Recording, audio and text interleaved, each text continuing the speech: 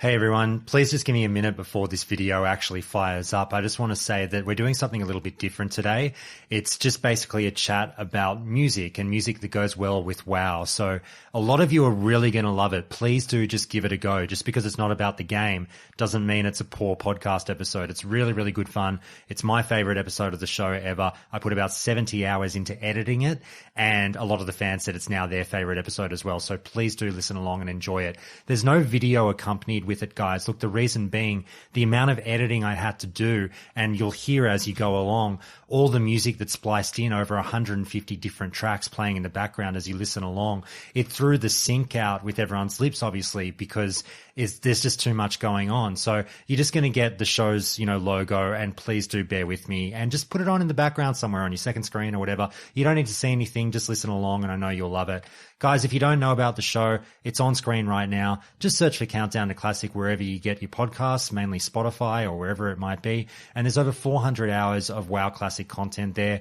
Look, it's more relevant than ever again now with Season of Mastery coming. So if you want to hear really, really deep dives and theory crafting on the class you want to play, if you're still making your mind up, or if you want to hear interviews with the devs about how they designed dungeons or how they made the classes, then that's the place to go. It's all there, really, honestly.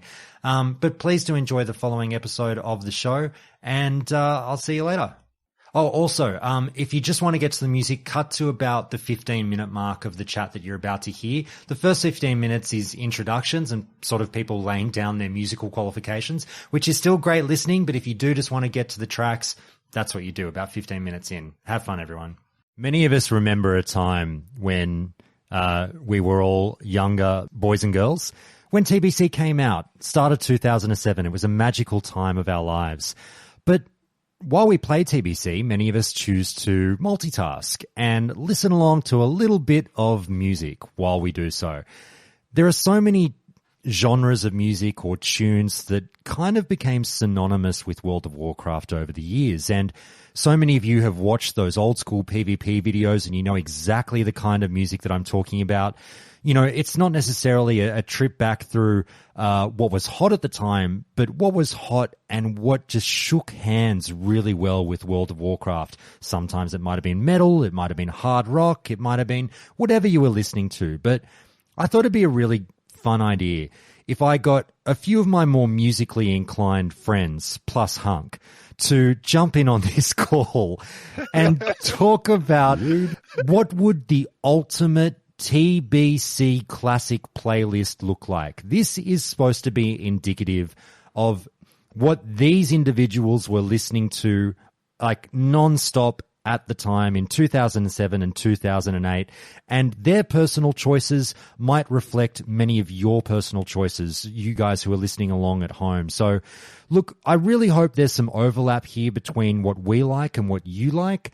And we're going to put this playlist out there for your consumption at the end of this podcast, so you can click a link. And if you want to dabble in what we've selected as what we feel will be the great fun TBC playlist, you'll be able to do that. So I'm really looking forward to this call. Let me introduce the guests.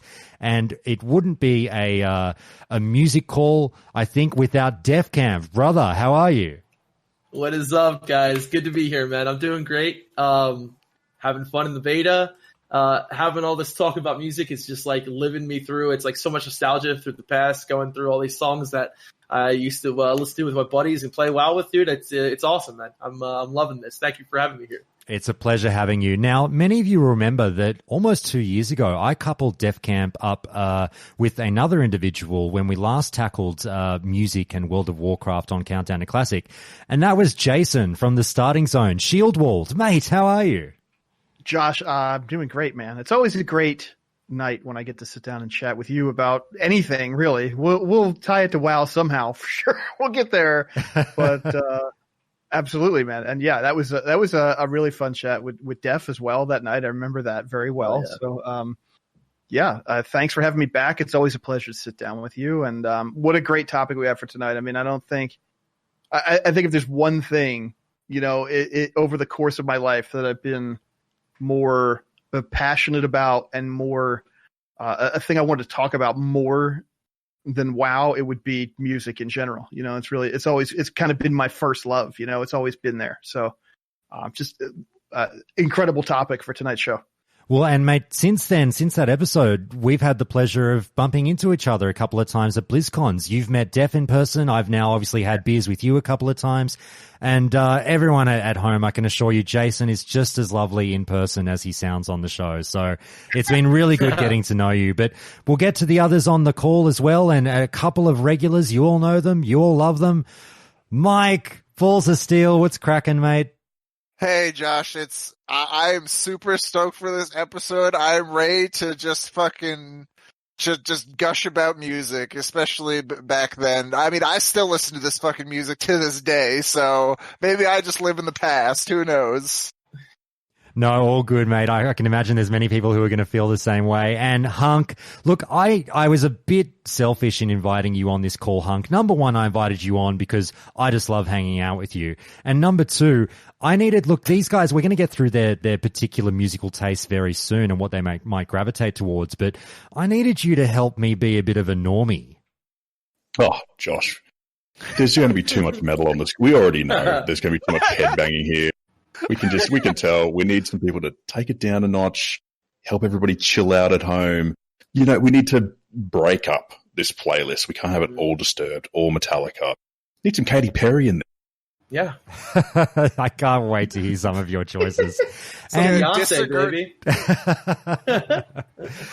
And finally, guys, I'm so happy to get this person on the show. Look, funny story. Patricia was, cruising along on Twitch a few weeks ago looking for someone to watch. Or actually, Ale might have hosted you. No, Ale hosted you. That's right. And Patricia came across this person's stream. And she has just enjoyed spending time with you so much and hanging out with you and watching you enjoy World of Warcraft Classic. And I've dropped in on your streams and I've had a blast, and it's criminal. We've got to get more people watching your stream, man. Lich, how are you, brother? Doing wonderful. It's an honor to be here. I'm excited about the conversation that's about to happen.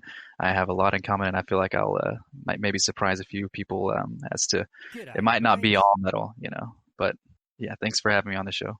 Pleasure to have you. And guys, you might hear some Twitch notifications in the background very subtly on this one. I do apologize. I didn't turn them off before the stream, but it's all good. Now, let's get into why you're all here, because this isn't just a random recruitment of people. You guys fucking love music. So real quick before we launch into what the rules are and what we've picked. So Lich, I might actually start with you because you are currently in a band. Tell us about your current music ongoings and what your history is. I mean, I've just been doing vocals for death metal and deathcore whenever that was a thing in the late 2000s, and I still do vocals for I don't know. I mean, like I said, it sounds pretentious, but a blackened death metal band. I've been into that for a long time. It's not the only type of music I'm into, but essentially, I just stumbled into it, making friends through going to shows in Dallas-Fort Worth area, and and kind of the rest is history. I just, struck gold with my friends essentially, and now I'm here. Very good. And you're not the only musician on the call. Def Camp, you've got a bit of a musical history as well, right, mate? Yeah. I started, I actually started off kind of learning music. I was kind of younger. Went to a music school when I was a kid, learned piano. And then when I was 13, bothered my parents for a guitar.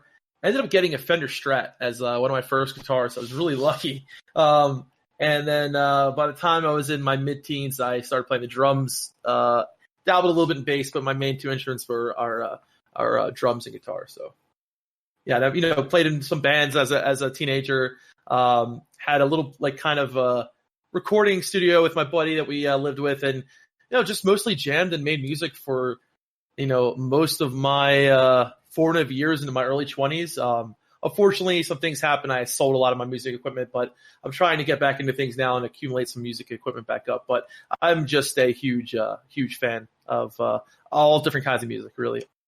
Too easy. Jason, mate, I actually can't remember. Have you played an instrument or been in a band or anything in the past? Oh, in my youth, yeah. I got really into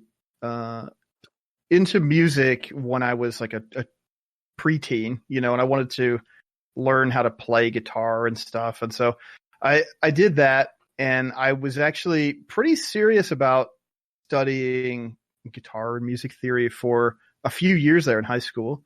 I actually auditioned to try to get into university for guitar. Actually, I had a jazz and a classical audition prepared at one point in time, and I got accepted to a school based on my classical guitar audition. And in the intervening time between like when that was happening during the school year and when the first college semester was starting, I kind of burnt out, and I was like, I don't want to do this anymore. I'm gonna find something else to do with my life and my time, and like this isn't what I like to do. And then I met some guys through work who were doing bands and stuff, and they wanted to jam with somebody, and I was like, I haven't played in a couple months, but let me grab my gear and we'll see how it goes. And then we ended up just playing in bands and just total DIY, putting out records and just playing shows in roller rinks at 11 o'clock at night, wherever they would have us, and that was kind of my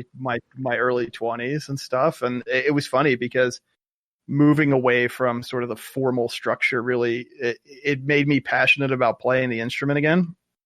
But then I lost touch with it for many years. We sort of got older. Doing bands never became like a full-time thing. We weren't touring. We weren't making any money. And I just sort of lost touch with the instrument. I started playing a lot of WoW, and it was like, well, I don't really play as much guitar as I used to. And then I stopped playing entirely for about, like 12 or 15 years, maybe. I can relate to that, dude. Yeah. It just sat there, and all my gear rotted. But then with the pandemic and stuff, I started going a little stir crazy, and I'm like, I should pick it back up. I should start playing again. And so I bought some gear last year, and it sat, and I didn't play it. I didn't get what I wanted out of it. But lately I've been getting back into it more, and just doing it for myself. I don't have any goals or ambitions. I just want to play the instrument and have fun with it. And who knows? I don't. It's been really rewarding just as its own pursuit of late. So it's been really fun. And plus, my kids are fascinated by it, and they love music. They're 4.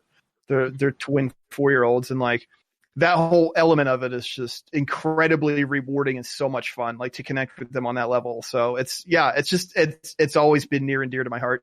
Mate, I know the feeling. I haven't touched my guitar in 10 years. I used to be pretty handy, which might shock some people. Mike, you piped up. Let's go. Balls of Steel, you mentioned before we started recording. Maybe you, me, and Hunk are not so much as musically inclined as these other three, but look, I don't have the musical pedigree of the other guests. I mean, I've never thought about moving to Nashville to follow my dreams. So I tend to have expansive musical taste. I listen to pretty much anything. All right, guys, look, let's get into the meat of it. Let's get into the fun part. Now that everyone knows a bit more about us and where we're coming from, like I said, guys, look, yeah, this will be kind of metal leaning, but we'll try not to make it all metal because you got Hunk and I here to balance things out. Now, here are the rules or the guidelines as I have sent the boys away with some homework, and I cannot thank them enough for actually really taking the time to do this. These guys have spent hours thinking about their lists, and we are going to have a really fun chat about why we picked the songs we did for all of you to listen to. Now, rule number 1, nothing post late 2008. I think it's like October 2008 when Wrath of the Lich King came out. We are drawing a hard line for everything TBC and before that. And when I say before that, that's kind of rule number 2. Anything prior to 2008, if it's from the fucking 70s or 80s, I don't care. If you think it goes well with WoW and it should be on the list, then so be it. And rule number 3 was, again, any genre. We're not just, limiting ourselves to metal, even though probably 2/3 of the songs that you're going to hear suggested are of the metal variety. We're not limited to that genre. So, this is the playlist. This isn't the greatest songs of all time. This is the greatest songs of all time that go well with WoW, as suggested by us. So, I asked them to nominate 15 songs, basically. And of those 15, I said, do you have a top 5? And these are the 5 that you will have no conversation whatsoever, no argument. They must be included, over your dead body will they be extracted from this list. So, Def Camp, your number 1 choice, first mortal lock of the TBC playlist. I had to do this song as my number 1, I think, because this song, to me, I just remember so much, and it kind of had as a duality, right? Because the name of the song is a fucking Battleground name, okay? It's Kill Switch Through the Eye of the Storm. I can't tell you how many times I listened to this fucking song while queuing up for EOS in BC. So this song, and me and Melron, like, we would just, I don't know why, this song to me, like, when talking about, like, WoW plays, I think I listened to this song probably more than any other while playing with WoW, because this song is, like, Through the Eye of the Storm, you are never alone, and I was, like, playing as a priest, right?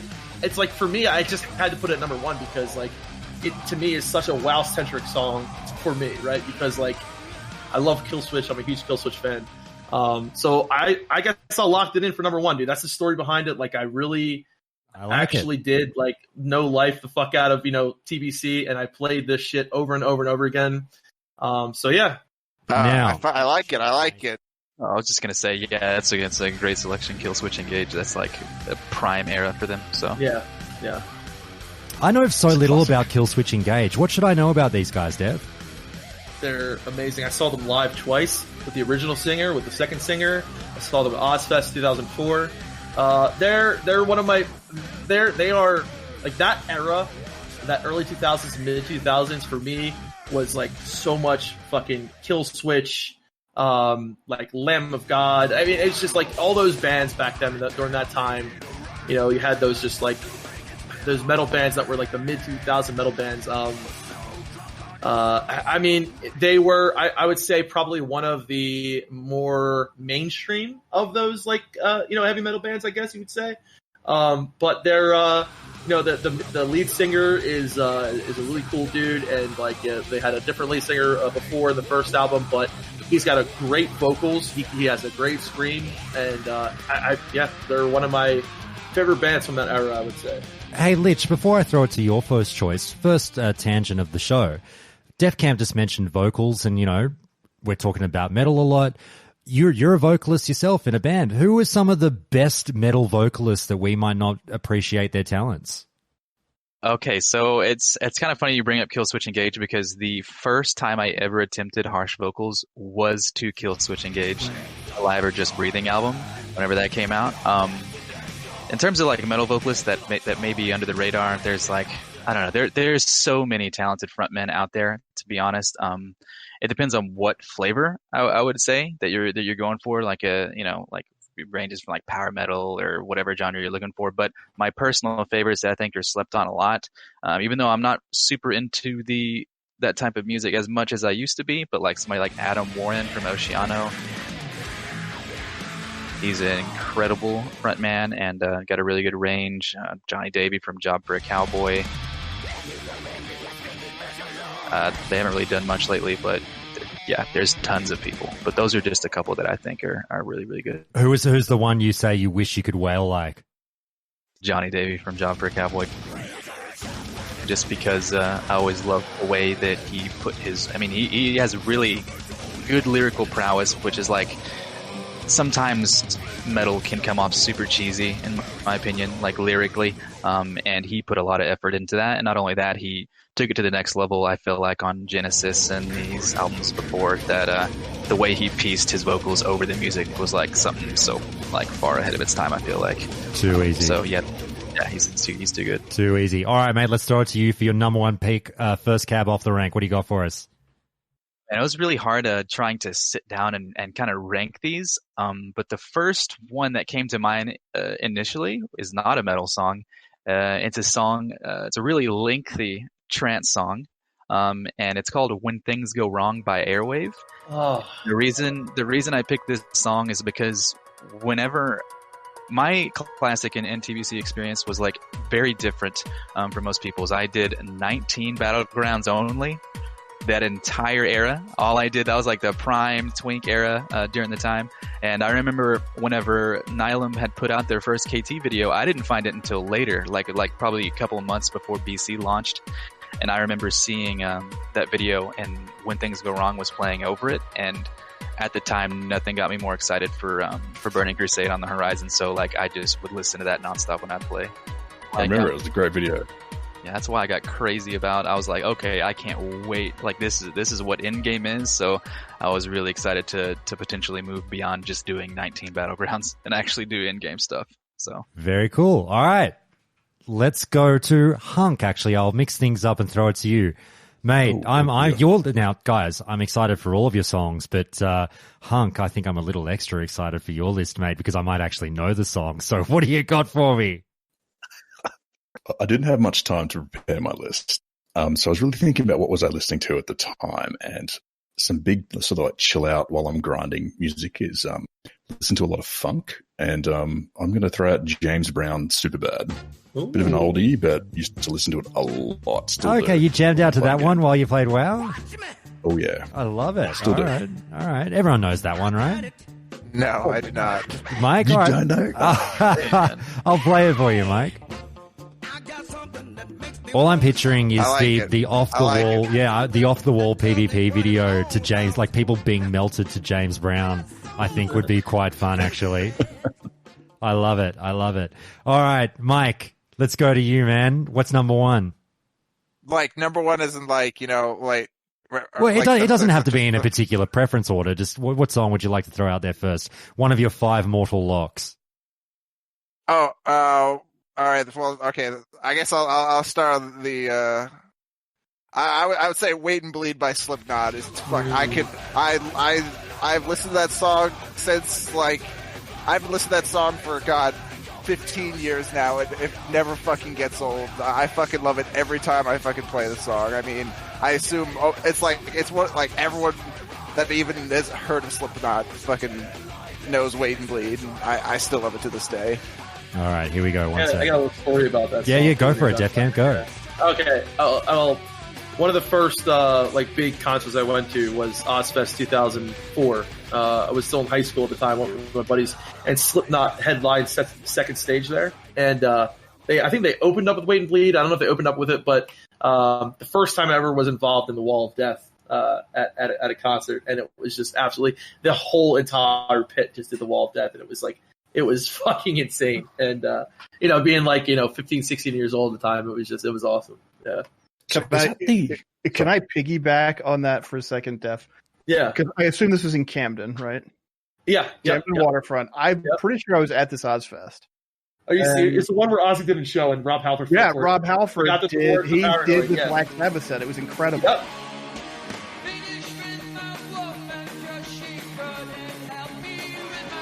Yeah, but he forgot the words of Paranoid, though. That's the only thing that everyone was booing him like crazy. Or that. Rob Halford he could just sing Do Re Mi over Paranoid, and it would be. But I was at this Ozfest, and my best friend, he still is. He's been a booking agent for like 20 years, and his agency had like 4 bands on this tour on Ozfest that year. So we went up in the morning, and we were eating catering and stuff, hanging out backstage because nobody told us not to. And they looked at us and they just figured we belonged there. But like his boss was there and he had a hibachi set up and we were grilling in the parking lot and hanging out with like Dimmu Borgir's manager or something. And we were hanging out behind the second stage because, like you said, Slipknot was headlining second stage. And a couple bands we knew were on second stage. And then Slipknot rolls up in their bus and everybody had to leave because nobody could see them come out of their bus without their costumes on. So everybody, even the other bands, had to vacate the second stage backstage area so that they could exit the bus and get into character. That is awesome, dude. That's so fucking cool, sick. I love it. I didn't even know that. I love it. I've got another story about that, but we'll talk about it later. It's a really funny one about Phil and Selma, but I'll tell that later. Yeah, no worries. Yeah. No, I love it. Definitely remember to bring that one up if it comes up through another song. Guys, I will give you my first one and then we'll throw it to you, Jason. So, again, guys, apologies to anyone, or maybe people will appreciate this. I don't know, that mine is a bit more radio friendly stuff you might have heard while driving around. I'm going to go with Faint, Linkin Park. So, I think of the stuff and this is all very personal, I think of the stuff that I was listening to at the time, and I'm a really I'm not a really big Linkin Park fan. Actually, that would be wrong to say, but I do really enjoy their stuff. It was really hard, as you guys said, to make this list, and particularly when you hit certain bands. I wanted to get a fair bit of variation and not just go too one band heavy and pick 5 songs from the one band. Now, don't get me wrong, some of you guys might have done that, but it was really hard to pick one song from certain bands, and Linkin Park was one of them. It's like, what do, man? Do you go with Faint? Do you go with actually, I'm lying. I picked 2 songs from Linkin Park, so I'm cheating here. But you know what I mean? Certain bands, it's like, how do you limit it to 1 or 2 songs when there might be 5 or 6 you want to pick? But people were like, Numb. Do you go with fucking Points of Authority? Do you go with Faint? Do you go with Bleed It Out? For now, Faint is my first cab off the rank. I think it's an amazing song. If anyone disagrees, let me know, please. Absolutely, don't disagree at all. Yeah. Yeah. I was going to say it's like they were metal. I know we're not all all just talk about metal here, but I just have this weird thing with Linkin Park that being a big metalhead, like they definitely were metal. Then they gradually changed, and I can always appreciate that when a band understands something like that, and great song. And personally too, I tried my best to not tunnel, because whenever you bring up Linkin Park, I just think about like, damn, I actually did listen to Linkin Park quite a bit, and like you just bringing them up, like I probably did listen to them quite a bit during that time, and they were, it wasn't always stuff like that. So I think it's a really good pick. All right, I think in time wise, it's a great pick. Like for the era, I never was a fan of Linkin Park, but I think it really does encapsulate that song a lot. And I think that's kind of what I was certainly trying to do with my list, and you guys probably will have done the same thing, is like, I definitely gravitated towards late 90s, early 2000s stuff, things, of the early aughts that encapsulated that era, as Def Cam says. And I had some older songs there that I'd almost put on my list, but I was like, the connection's just not there time-wise to TBC, even though it's an amazing song. I just didn't listen to it that much back in the day. But anyway, Jason, what have you got first for us? Well, I'm glad that you brought this up, Josh, because I took a bit of a different tack, I feel like, with my list. My list does not necessarily reflect stuff I was really heavily listening to at this period of time. Some of the stuff I listened to a lot, some of the stuff I listened to not very much. But what I really wanted to do was try to encapsulate something that reflects my taste and is very contemporary to the Burning Crusade launch window. So this is all stuff that came out 2006 up to October 2008. And it's stuff that I think still mostly really stands the test of time. And some of it I really still listen to very regularly to this day, but it isn't necessarily stuff I was listening to when I was in that headspace. So I think it's an interesting way. It's interesting to talk about how everybody sort of approached this conversation topic. There is one really stark point where these two things converge for me in terms of stuff that was contemporary and that I was listening to a lot, which there was this band called 3 Inches of Blood, who were a Canadian power metal kind of crossover band. They put out a record in early 2007 called Fire Up the Blades, which had a song on it called The Goat Rider's Horde. I was aware of 3 Inches of Blood prior to Fire Up the Blades. They put out an album on Roadrunner in 2004 called Advanced and Vanquish, and I wasn't sure it was up with them because, especially at that time, there was sort of this metal as irony thing going on in the heavy music scene, and it was like, we're not really a metal band, but we take these metal tropes and we kind of, it's very tongue-in-cheek. And I wasn't sure if these guys were legit or not. As it turns out, I was mistaken. And I think Advance and Vanquish is a great album for anybody who likes Warcraft style of storytelling, but I wanted to keep this more in the window of TBC. So Goat Rider's Horde is my number one absolute must-have for this period of time, this period of my life, and a thing that matches up so perfectly with World of Warcraft. I mean, the refrain in the song is impervious to fire, impervious to steel.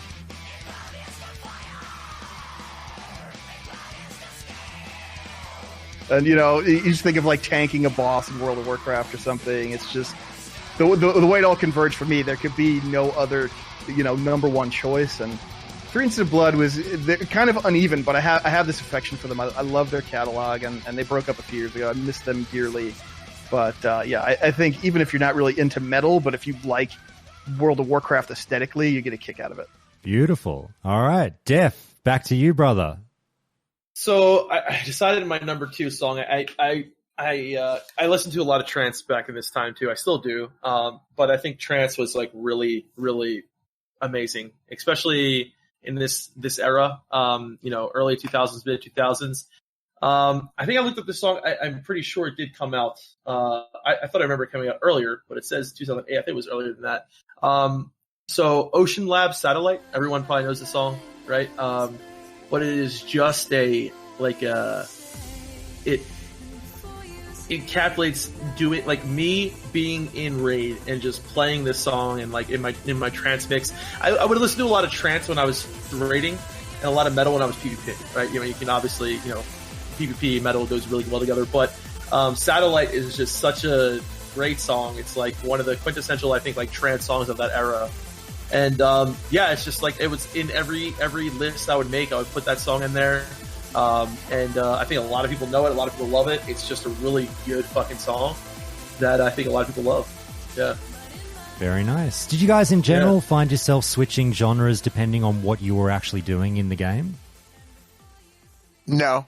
I'm pretty consistent. I am a diehard fucking metalhead. It literally, I can fall asleep to metal. It doesn't fucking matter what I'm doing. Fair enough. All right. Lich, let me throw it to you, man. What's your second song? My second song, man, honestly, out of all these tracks, there's one song that I listen to. So what, like you guys, I just said before, I did 19 BGs primarily. I was a 19 warrior. I had like 40,000 plus honorable kills in Warsong Gulch on foot. I just never left the battleground. But there's a song that I used to listen to on repeat. And as a warrior player, they say the class name a lot in this song. And the song is called Warriors by Freedom Call.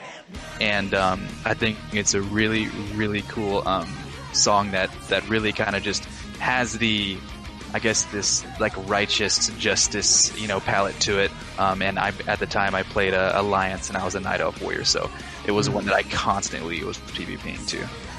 Very nice. It's one of those songs it's like redemption. You're down, two flags and you turn this song on and it's like you just want to rally back and win the game. Very cool. All right, I'll go in the order of how the Discord panels are showing up, guys. And Jason, we'll throw it back to you for number 2. What do you got? Okay, so the second choice is another one that this one required no thought for me in terms of like the 5 must-haves. This is actually not something I was probably listening to in this era of time, but it was released during that, and I discovered it shortly thereafter. A band called Skeleton Witch, which was playing kind of more like black and thrashy kind of stuff at the time. I've sort of lost touch with them over the years, but a very dear friend of mine who has unfortunately since passed, he recommended this album Beyond the Permafrost to me, and it had the title track Beyond the Permafrost, which is just like, first of all, that you listen to a metal song called Beyond the Permafrost and it's going to be good, right? Like you're not allowed to call a mediocre song Beyond the Permafrost. And the thing is just like, it's so hard hitting, but melodic at the same time. And, it sort of conjures, memories of like Northrend or something, which is obviously not TBC specific, but it makes me think of like, Warcraft 3 into Vanilla WoW and obviously Wrath of the Lich King as well. But, this is a little bit more on probably the extreme side of the list that I put together for this. But yeah, just this was something I was spinning constantly in the late aughts, early 10s. It's funny because I don't really I've completely lost touch with this band or what they've done in the intervening years. But Beyond the Permafrost it was just it hit like a bombshell at that point in time. So I'll definitely associate it with that 2007 2008 I think it came out. So. That's got to be number 2 for me. Very good, very good. All right, guys, I'll give you my next one. This is something that everyone will know. Really tough choice. And again, I'll come back to this common theme of tearing myself apart, trying to choose between particular songs from artists. And I'm going with Chop Suey, System of a Down. It was, and Mike will tell you the story as well. I was having a laugh with Mike just a few hours ago before we started this recording. going, fuck, Toxicity or Chop Suey? Toxicity or Chop Suey? Which one do I pick? It's like choosing between your bloody kids. You know what I mean? How do you do it? And I really had a good listen, and I just felt that personally I pull more towards Chop Suey, even though, yeah, look, it might have been the one that they played on the radio a bit more. And normally I get sick of heavy radio play songs, and I've just heard it too many times. Even if the song is amazing, I'll be like, ugh, so fucking over it. But Chop Suey did, withstand the radio play for me. I personally feel it is System of a Down's strongest song. I know a lot of people will think that's incredibly wrong and controversial to say so. Look, it might be the one that sings to the normies, but I fucking love it. I think if you are in an arena and this song is not playing, you're doing it wrong. It's a fucking banger. That's that's one for me. Anyone got anything on System of a Down to say? I mean, the band whole. I mean, there's going to be quite a few System of a Down songs for me on my list. So be prepared, people, for System of a Down, because it's one of my favorite fucking bands. I love System of a Down so fucking much. My only like System, man. I mean, System of a Down was like incredibly like impactful during that time. Like, oh yeah, that album was like that just shook the entire community from like top to bottom. Whether you're like an extreme metal fan or you just a radio listener, it just had an impact on like everyone. It was huge, and as I say, I actually liked it even. Yeah, like System is like my new metal exception that I allow myself. I guess I did like their first couple albums really a lot. Like I thought the songwriting was superb. Well, and that album broke through to the normies as well. Like this is getting played on the radio, and this is, fucking, a lot of people were bopping along to it. But I'll tell you my one funny, not really funny System of a Down story. I went to go see Foo Fighters at, Madison Square Garden when I was living in New York many years ago. It was a fucking great concert, but I'll never forget lining up like 3 or 4 hours early to get a good spot in the general admission. You want to be fucking front row center so you can scream at Dave and be like, I love you, Dave. Oh my God. And we actually did really well, and we were like 10th in the line or something, waiting in the middle of a fucking, crisp New York winter, as Mike would know well about. Oh God. And we withstood it, and we sat there, and there were these girls in front of us who were like, this isn't quite System of a Down, but it's Serge. What's the surname? Tankian. That's right, Serge Tankian. So they're like, we're just here to see Serge, and this is when Serge had gone solo. And we were like, oh, you're not going to hang around and watch the Foo Fighters afterwards? They're like, no, we're just here for Serge. So they sat there for 3 hours. Serge comes on stage, plays like 2 songs, and then leaves. And then they were standing next to us in the show. They bailed, and we were like, wow, that's fan dedication. I love it. All right. Hunk, number 2 for you, mate. So my number 2, this is a song from, it's more like a tribute to the album, actually.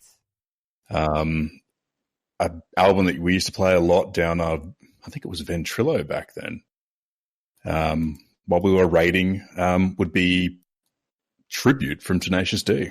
Oh, yes! Yes! I fucking I didn't do love it. it. 2001. It's what a classic, eternal album and song. Do you think it's their best song? I'm very partial. I'm very partial to Wonder Boy. Wonder Boy's a great. Yeah, fucking love Wonder Boy. It's the album. It's about the album, though. The Absolutely. self-titled album. Absolutely. All right. The music video for a tribute was fucking amazing too. I've never 100%. seen that. Right, yeah. The song was fucking huge when it came out. All right, Mike, what do you got next? I guess this is where I was talking to actually Death Cam mentioned this before we started recording. These songs were so good. I had to include an entire album. It is the Fall of Ideals album by All That Remains.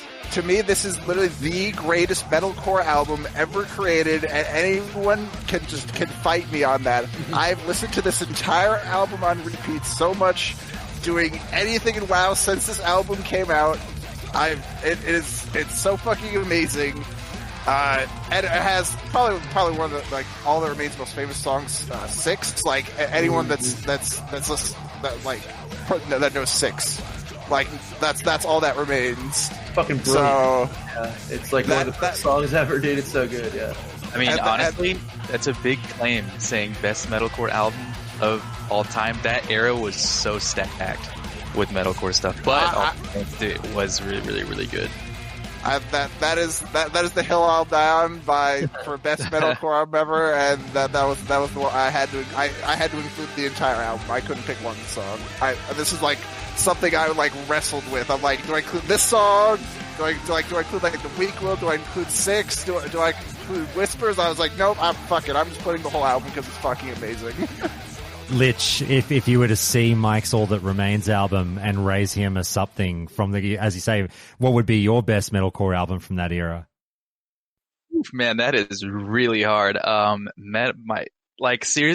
me that question is extremely difficult because there's so many that come to mind. But one off the top of my head would be As I Lay Dying's album. Yeah, I think As I Lay Dying just did it pretty good. It did them, or maybe Alive or Just Breathing. That could be honestly my favorite metalcore album of all time. There's a band called Winter Solstice that toured with All That Remains. Back in the day, they were kind of like a one album and then done kind of deal. But during that era, they were really, really hard to mess with. And as well as Throwdown. I'll throw Throwdown in there. If anybody listened to Haymaker, that is one of the toughest. Can I throw in my choice for metalcore album? Although it's just going to confuse everyone. But Dead Man Walking by Archangel, who were this band of Belgian dudes that just basically played Slayer riffs. I'm sure nobody knows who Archangel was or what Dead Man Walking is, but it's amazing. And I still get a kick out of it 20 years later. So. And just to specify, it's Our Security. Is the album I was talking about. Sorry, say it again, man. Say it again. Shadows Are Security by As I Lay Dying. Came out in 2005, and it is like... Yeah. Is that the album with Forsaken on it? No, that's Ocean Between Us, I think. Yeah, I love that fucking song. I should have put that on the fucking list. Yeah. Early As I Lay Dying. Yeah, no, that's what's the problem about this is that as we're going, people are saying stuff, and I'm like, shit. I know, dude. I know. Fuck, man. I gotta redo my list, guys. I would say, if all the people that will be listening to this, if you have never heard, if you enjoy metal at all, if you've never heard The Fall of Ideals, the entire album by All That Remains, every single song is a fucking banger. Go listen to it. Well, I'll give you that one exception, Mike. You can have that whole album, but I'll throw 6 on the playlist, and people can go away and listen to the rest of the album for sure. Def Camp, back to you, brother. You had a smile on your face when the boys were bringing up so many of those albums, and now you're rethinking everything. Oh my god! So I'm going to pull up another band from that era. Well, not from that era. They're from. I am a huge fan of this song, and I always dreamed that if I made a PvP montage, it would be this song. I don't know why. I just really love this song. I feel like it would be really good for PvP montage. None of you guys mentioned them yet, but I think Trivium needs a fucking shout out. Pull Harder on the Heartstrings of Your Martyr. Fucking love that song. It is like such a good time, like that era. I love Trivium. I love that song. I don't know. That's like one of my.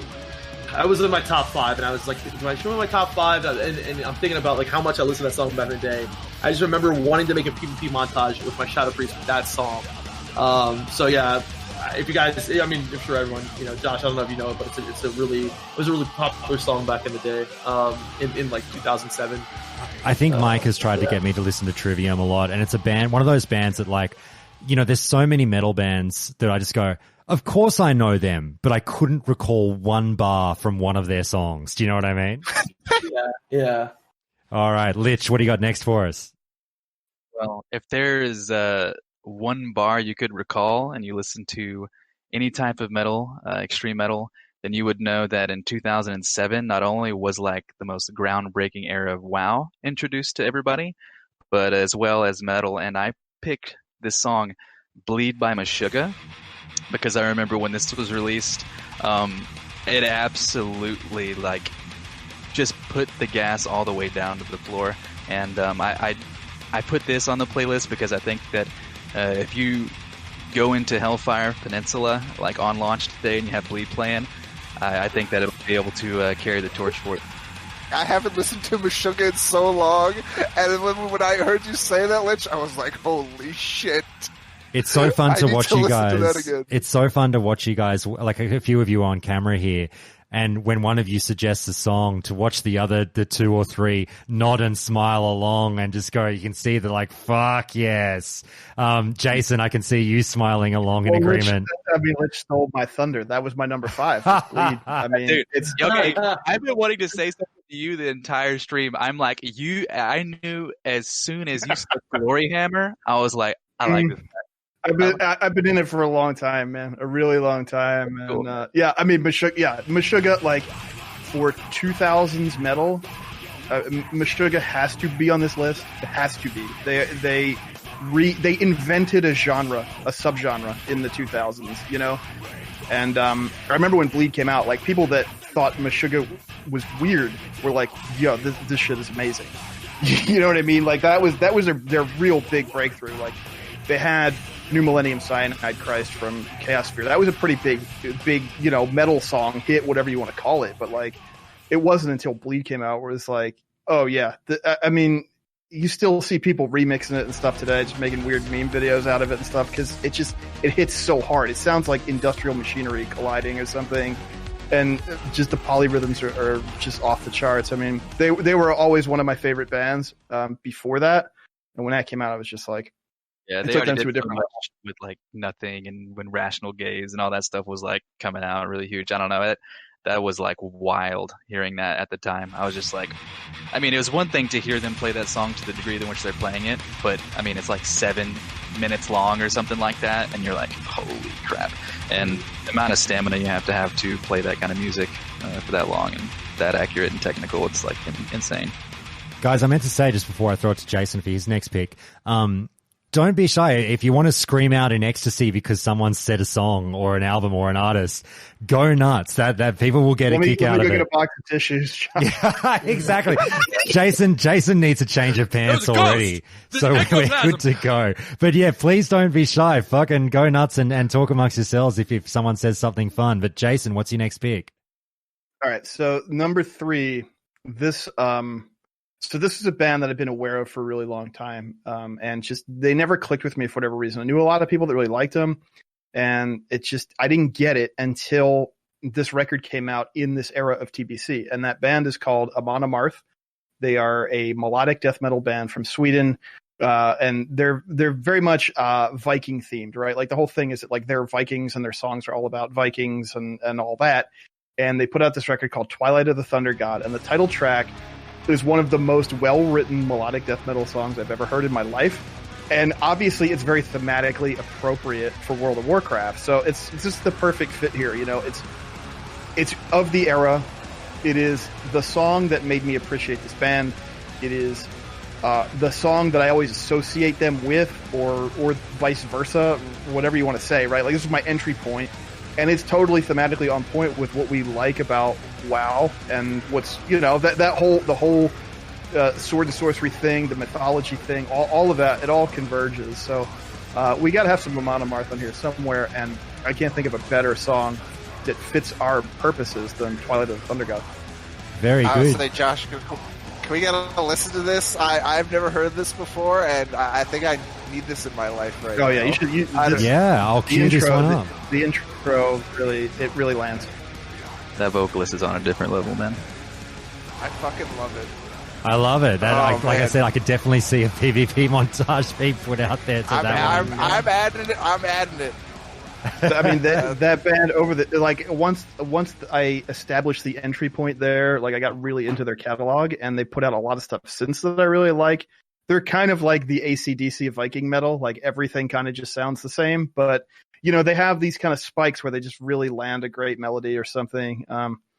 This was the whole start of for me. They've been around for like 15 years or something before I ever got into it, but just some really great songwriting and very thematically appropriate.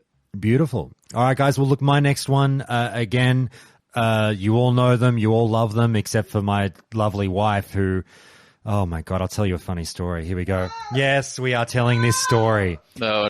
So I'm picking Rage Against the Machine, Sleep Now in the Fire. Okay. I am of the belief this is their best song. This is the song that absolutely, fires me up like none of their others do.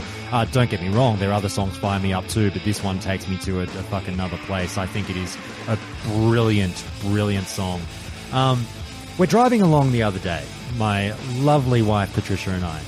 And Lich knows this story because we were talking about it on Twitter the other day. But, Rage Against the Machine comes on the radio.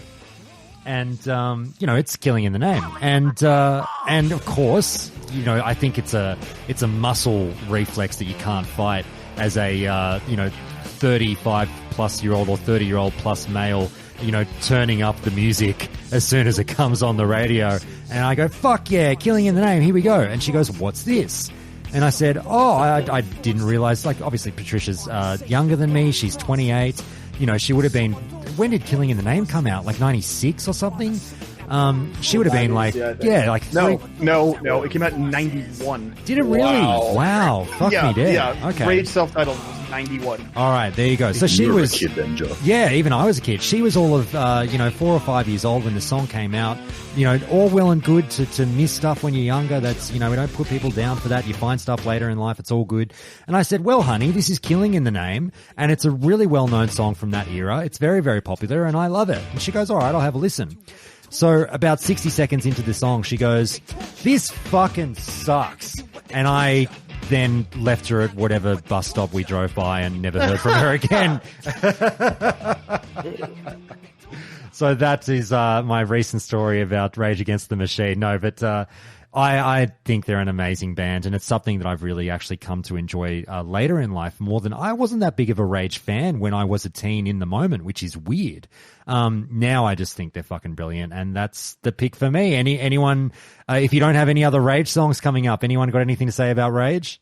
I love that you picked that song because that's my favorite Rage Against the Machine song as well. I agree. Point. That's the one everybody usually went to Testify. But Sleep Now in the Fire is just too tough. I've killed more gnomes to that song than I care to admit. I love the Rage self-title was really that was it for me. I still listen to that record with regularity to this day. I love Know Your Enemy and Bullet in the Head, I think, are two of my favorite Rage songs, and it's sad how relevant a 30-year-old crossover hip-hop metal album still is to this day in American society specifically. And I love Zach's activism and his voice, even from his days in the Orange County hardcore scene and all that. Just dude's a really inspiring guy, and their music is incredible. So, well, Lich, I think that's a good inclusion. Lich, you were talking about this the other day on your stream. I feel like I didn't know this, where you said Zach was. I didn't know he had a band prior to Rage, although obviously it makes sense.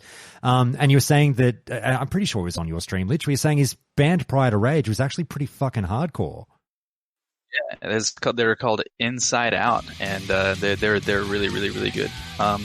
Definitely not as hip-hoppy as Rage, but you can tell that where he got his roots from and what he brought to the table with the guitar playing and Rage that's so popular. It's what made it super unique, I think. Yeah, I think you can find at least a little bit of Inside Out on Spotify, and you might want to check it out just academically, Josh, because if you like Zach's energy, it's like straight up hardcore, but he's channeling the same righteous fury. Not only that, is that I do think that Josh appreciates more of the bare bones and honest elements of rock and roll music. So I think you might actually enjoy it. My favorite song by Inside Out is Burning Fight, and I think it is on Spotify for sure. Yeah, absolutely. It's raw rock is where my heart is. You're spot on there, but very, very cool. I appreciate that insight. I'll have to check out that album. Hunk, mate, I feel bad. You've been so quiet with all this metal talk, but let's veer it back to your tastes right now. What have you got for us, mate? I'm thinking. I think it might be time for a hand grenade. Just throw a hand grenade into these lists. And this is someone I don't believe anyone hates. Everybody loves. Even people who say they don't, they secretly do. I want to throw it out there as a Lady Gaga Just Dance. Wow, your list is going to be the talking point of this episode. All over the place.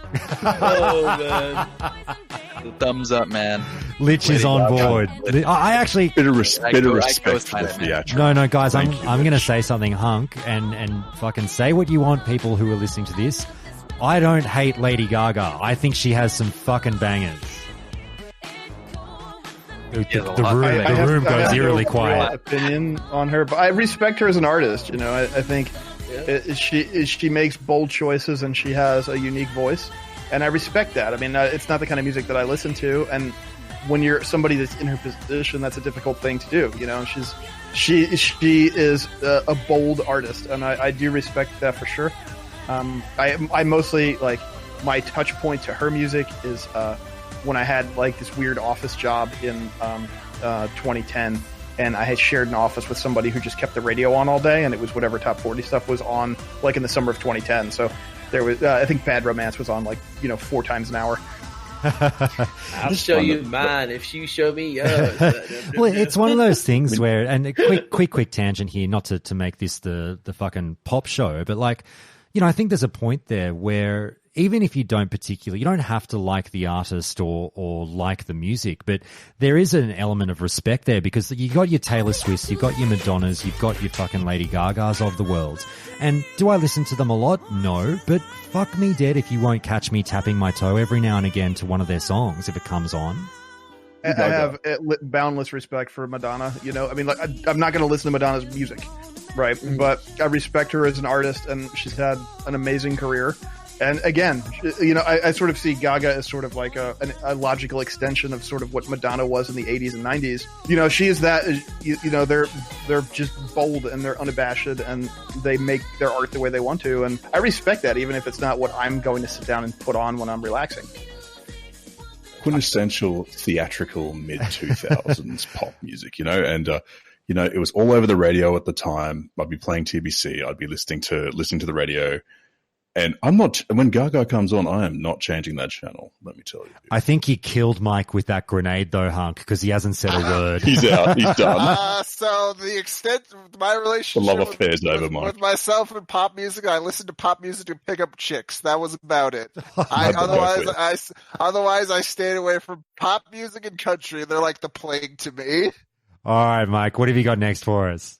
So the next song was this is probably one of the first songs that I ever heard from this band.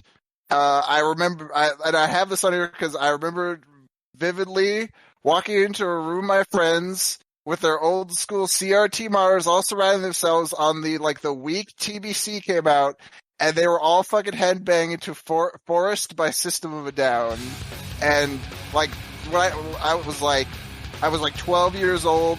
I walk in, see all my friends fucking playing TBC, and I fucking hear this song, and it just stuck with me for the rest of my life. I love it. It's probably not as well known of a song by System of a Down, but it just has a special place in my heart. I had to include it in this playlist. Very good. Anyone else got anything on that one? System of a Down is like an A+ for me, man. Anything System of a Down. Fair enough. All right, Def Camp, we're on to song number 4. You kick us off with the next round. This is getting hard, man, because there's so many songs that I want to try to stick to the era, but there's so many songs that during this time that I really listened to. Like I listened to a lot of Pantera at this time, and I wanted to give that Pantera story, but I'll save it for later. So, okay, I got a funny story about this song. Lamb of God, Laid to Rest, another great song from that era. I grew up in a very Catholic environment, right? My mom was Catholic, my grandma was Catholic, and I had a Lamb of God shirt on. And I go to my grandma's, and she's like, "Oh my God!" She's like, my grandma's like, "Please do your grandmother's voice. It's so good when you do your grandmother's voice." Matthew, she was like Italian too. She's like so my grandma's voice. She was like, "Matthew, I love that shirt you got on." I'm like, "Oh, thanks, Grandma," but I'm like, I don't know if you like the music about it. She's like, "Oh, well, and I had a CD. I don't know if I had a CD with me or whatever. So I'm like, "Oh, here, I'll let you listen to it." And I go in her house. My grandma was like, 4'1", like little Italian lady. Like she literally looked like Danny DeVito with like long hair, but I love her to death. She was the best, right? She was the best grandma ever. So I play this song for her, and her face when she looked at me, like, the lyrics and everything like that was just like absolutely like terrified. I think she thought I was a devil worshiper. Like growing up, Catholic and stuff like that. So, but this song, I think for me, I've been trying to focus on like the songs of this era that have like really were, really big for me. So Lamb of God was another, huge band for me around that time. So I have to piggyback on this a little bit. I'm sorry. I feel like I'm dominating the conversation here a bit, but I was also raised by Catholic South Philly Italians. All right. And but I was never bold enough to actually play Lamb of God for them. I don't think they would have appreciated that. But Lamb of God is a very special band to me, and I remember when Ashes of the Wake, when that album came out, I mean, that changed everything. I mean, Lamb of God was the spearhead of the new wave of American heavy metal in the early 2000s. They used to. I don't want to like flex on this, but it's just they're too special to me. Like when I first heard their first album as Lamb of God, New American Gospel, it really changed my perception of like how you could do heavy music in a modern context, to make it simple and technical at the same time, and just channel this emotion and this sort of urgency. And it was one of the big reasons why I wanted to get into contemporary, like underground music, extreme music, and play in bands. And at the time, Lamb of God was small potatoes, and there were a bunch of guys from Richmond. They would come up and do the East Coast circuit. They come up and play warehouses in Philly on the weekends and stuff. And one of the bands I was in, we actually played with them in a banquet hall called Polanka Park in Bensalem, PA. Wow. It was where somebody would have like a retirement dinner or something. Yeah. And these guys we knew booked the hall out, and they booked a fest, and Lamb of God headlined it. And I think we were the first or second band on the bill, but like it was such a trip to be able to share a stage with them. Right. And then, I mean, they exploded after that. This was like right before As the Palaces Burn was coming out, I think. And they got signed to Sony. They were putting out like a real like an actual album right into the world, and then they got picked up by Sony, and Palaces was good, and then Ashes of the Wake just completely reset the landscape for what like that new wave of American heavy metal stuff could sound like, and it launched them to a completely different level of commercial success. MTV brought back Headbangers Ball because of Lamb of God, basically. And they launched the careers of so many other bands, and bands they toured with and stuff. And if you want to talk about any kind of contemporary like 2000s metal music, you cannot leave Lamb of God off the list. They're just too important in the entire landscape. Well, you said it perfectly, dude. I couldn't agree more. And it's like, I love their, I mean, it's like, just talking about that song too, like the riffs in that song, and just like I was fascinated by, it's just, they're very, like you said, they can be, like very methodical and like, but at the same time, it's very simple, but it's just got that something special to it. That's just really hard to fucking like, put your finger on. And it's just like I think that's what made them so successful, is that, even anyone that I knew that was into metal fucking loved Lamb of God. And they loved them because they were different, but they were the metal that everyone knew and loved, but they were a little bit different. And they just, I mean, like, I think they were, if you ask me, probably one of the best metal bands, like, the bigger metal bands of that era. I think that we have to put them. I don't know how you can be a fan of guitar and not enjoy Lamb of God. Yeah, like it's like or drums too. I mean, like, fuck, dude. Yeah, Chris really he invented a new style of metal drumming, and it's being carried on now, even after he left. But yeah, I mean, they're just I don't know. There's not enough you could say about, especially in the era of 2000 to 2004. Yeah. Those three albums, and the Burn the Priest album too. That they used to be called Burn the Priest before they changed their name to Lamb of God. I mean, I still listen to the Burn the Priest album and New American Gospel regularly. They put out a remaster of Palace of Burn not that long ago that came out great. Ashes of the Wake is just an all-time classic, one of the best metal albums ever written. Since then it's fallen off a bit, but they still put out stuff I like. It's just their sort of relevance, I think, peaked with Ashes of the Wake and with Laid to Rest. I think that was the lead single off the album. I mean, that was the pinnacle of their career, and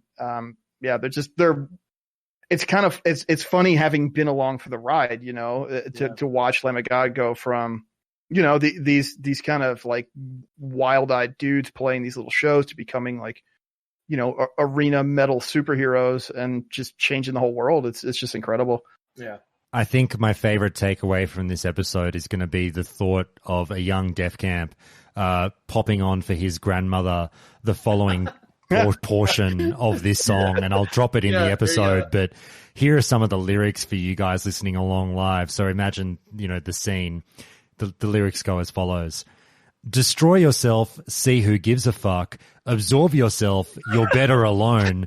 Destroy yourself, see who gives a fuck. See who gives a fuck. See who gives a fuck. Gotta listen to that part. Yeah, we have to listen to that part now, dude. Oh my god. It is so heavy. Okay, I'll actually have a listen. 1 second. Yeah. Oh, the fucking drums here are so good. Matthew, what are you listening to? Dude, that fucking drum fill is fucking amazing. Holy shit. Yeah, dude, it's one of my favorite songs. It's like they're one of my favorite bands of all time. I think they're just I have to admit, I've only listened to like 4 Lamb of God songs in my entire life, and I don't know. I guess I just I like the band. I don't know. It just like sort of just passed over me somehow. There's one thing I want to mention to Josh too. The part you're saying, see who gives a fuck. When they play it live, he stops and everyone else says it, and the whole arenas will be like, see who gives a fuck. Yeah. And it just hits. Sing this shit with me, England. Say who gives a fuck. Like the fuck you, I won't do what you tell me for Rage. A special effect or something. Randy's just one of the most unreal metal frontmen that's ever walked the earth. Like, he's just an absolute legend, and he, he's a super down to earth guy, and he's also an activist, and kind of stuff we were saying about Zach. You know what I mean? He's sort of he's in that mold. So nothing but love and respect for those guys and for Randy. The three of us, we could probably do 2 hours on Lamb of God, I think, Josh, if you want. When we start the Lamb of God podcast, we'll definitely get sunk into that. Yeah. All right. Very, very good. I love that one. All right, Lich, what have you got next for us? Lich, you've got to top the grandma story now. I don't have any crazy grandma story for this one. This next one is not a metal song, but I think that people who enjoy metal do enjoy this song as well. And this actually was released, I think, 10 years prior to Burning Crusade, so it's not one like in the immediate vicinity of the era of BC launch and stuff like that, but it's one that I listened to before, and it's one that I listen to all the time. It's in regular rotation, and when BC Classic comes out, nothing will change, and I think that Smack My Bitch Up by Prodigy Good choice. has to be on the list. Yes, Hunk, we're applauding this one. Like elaborate story, but I just feel like that's a must-have. No, I love it. Slightly out of left field in terms of away from the metal. Great track. Hunk, banger. Oh, yeah, I didn't see it coming, I gotta admit. That was the grenade. Throw it out there. Were they a British group? British. Out of the Land was just insane at the time anyways. You could probably pick any song off that album and it would just go so great with any type of video game you're playing, I think. Yeah, absolutely. Oh, well, there you go. Jason, next up for you, what do you got? Okay, so this next one on my list, This is not something I was really super into at the time, but has become like some of my favorite stuff to listen to. But it is very contemporary to the era. It was released in early 2008, and it's a band called Ailstorm off their debut album. The track "Over the Seas." Ailstorm is they're cheeky. It's like tongue in cheek, like pirate metal, but it's really great folk metal. So like traditional folk instruments. You know, doing sort of sea shanty mixed with like melodic metal. And Over the Seas just tells you everything you need to know about the way that band sounds. And I mean, you can imagine how thematically appropriate this is for World of Warcraft. It sounds like metal-ified, like tavern music, you know, when you go into the inn or whatever, if you have in-game music on. It's in that kind of vein of stuff that's even in the game. So, I mean, since 2008, Ailstorm has exploded. I mean, they put out a lot of really classic records. They're decently big for this type of music in the U.S., but they're on the festival circuit in Europe and the whole thing. So yeah, just if this sounds interesting to you, if you want some melodic metal to accompany WoW playing, I think Ailstorm fits the bill really well. It's all really heavily pirate themed. Might throw you off a little bit, but it's great WoW music. Yeah, it lines up, and also Chris Bose is the singer and mastermind and keyboard player of this band is a classic WoW player. He just posted the other day that he was back playing classic WoW on Mancrick. So no shit, that's fucking amazing. Also, Jason, I fucking love you for including Ailstorm. What was it? It was Shipwrecked by Ailstorm was one of the first songs I ever got fucking wasted to. Drinking. I drank half a bottle of Captain Morgan's, and I've never been the correct thing.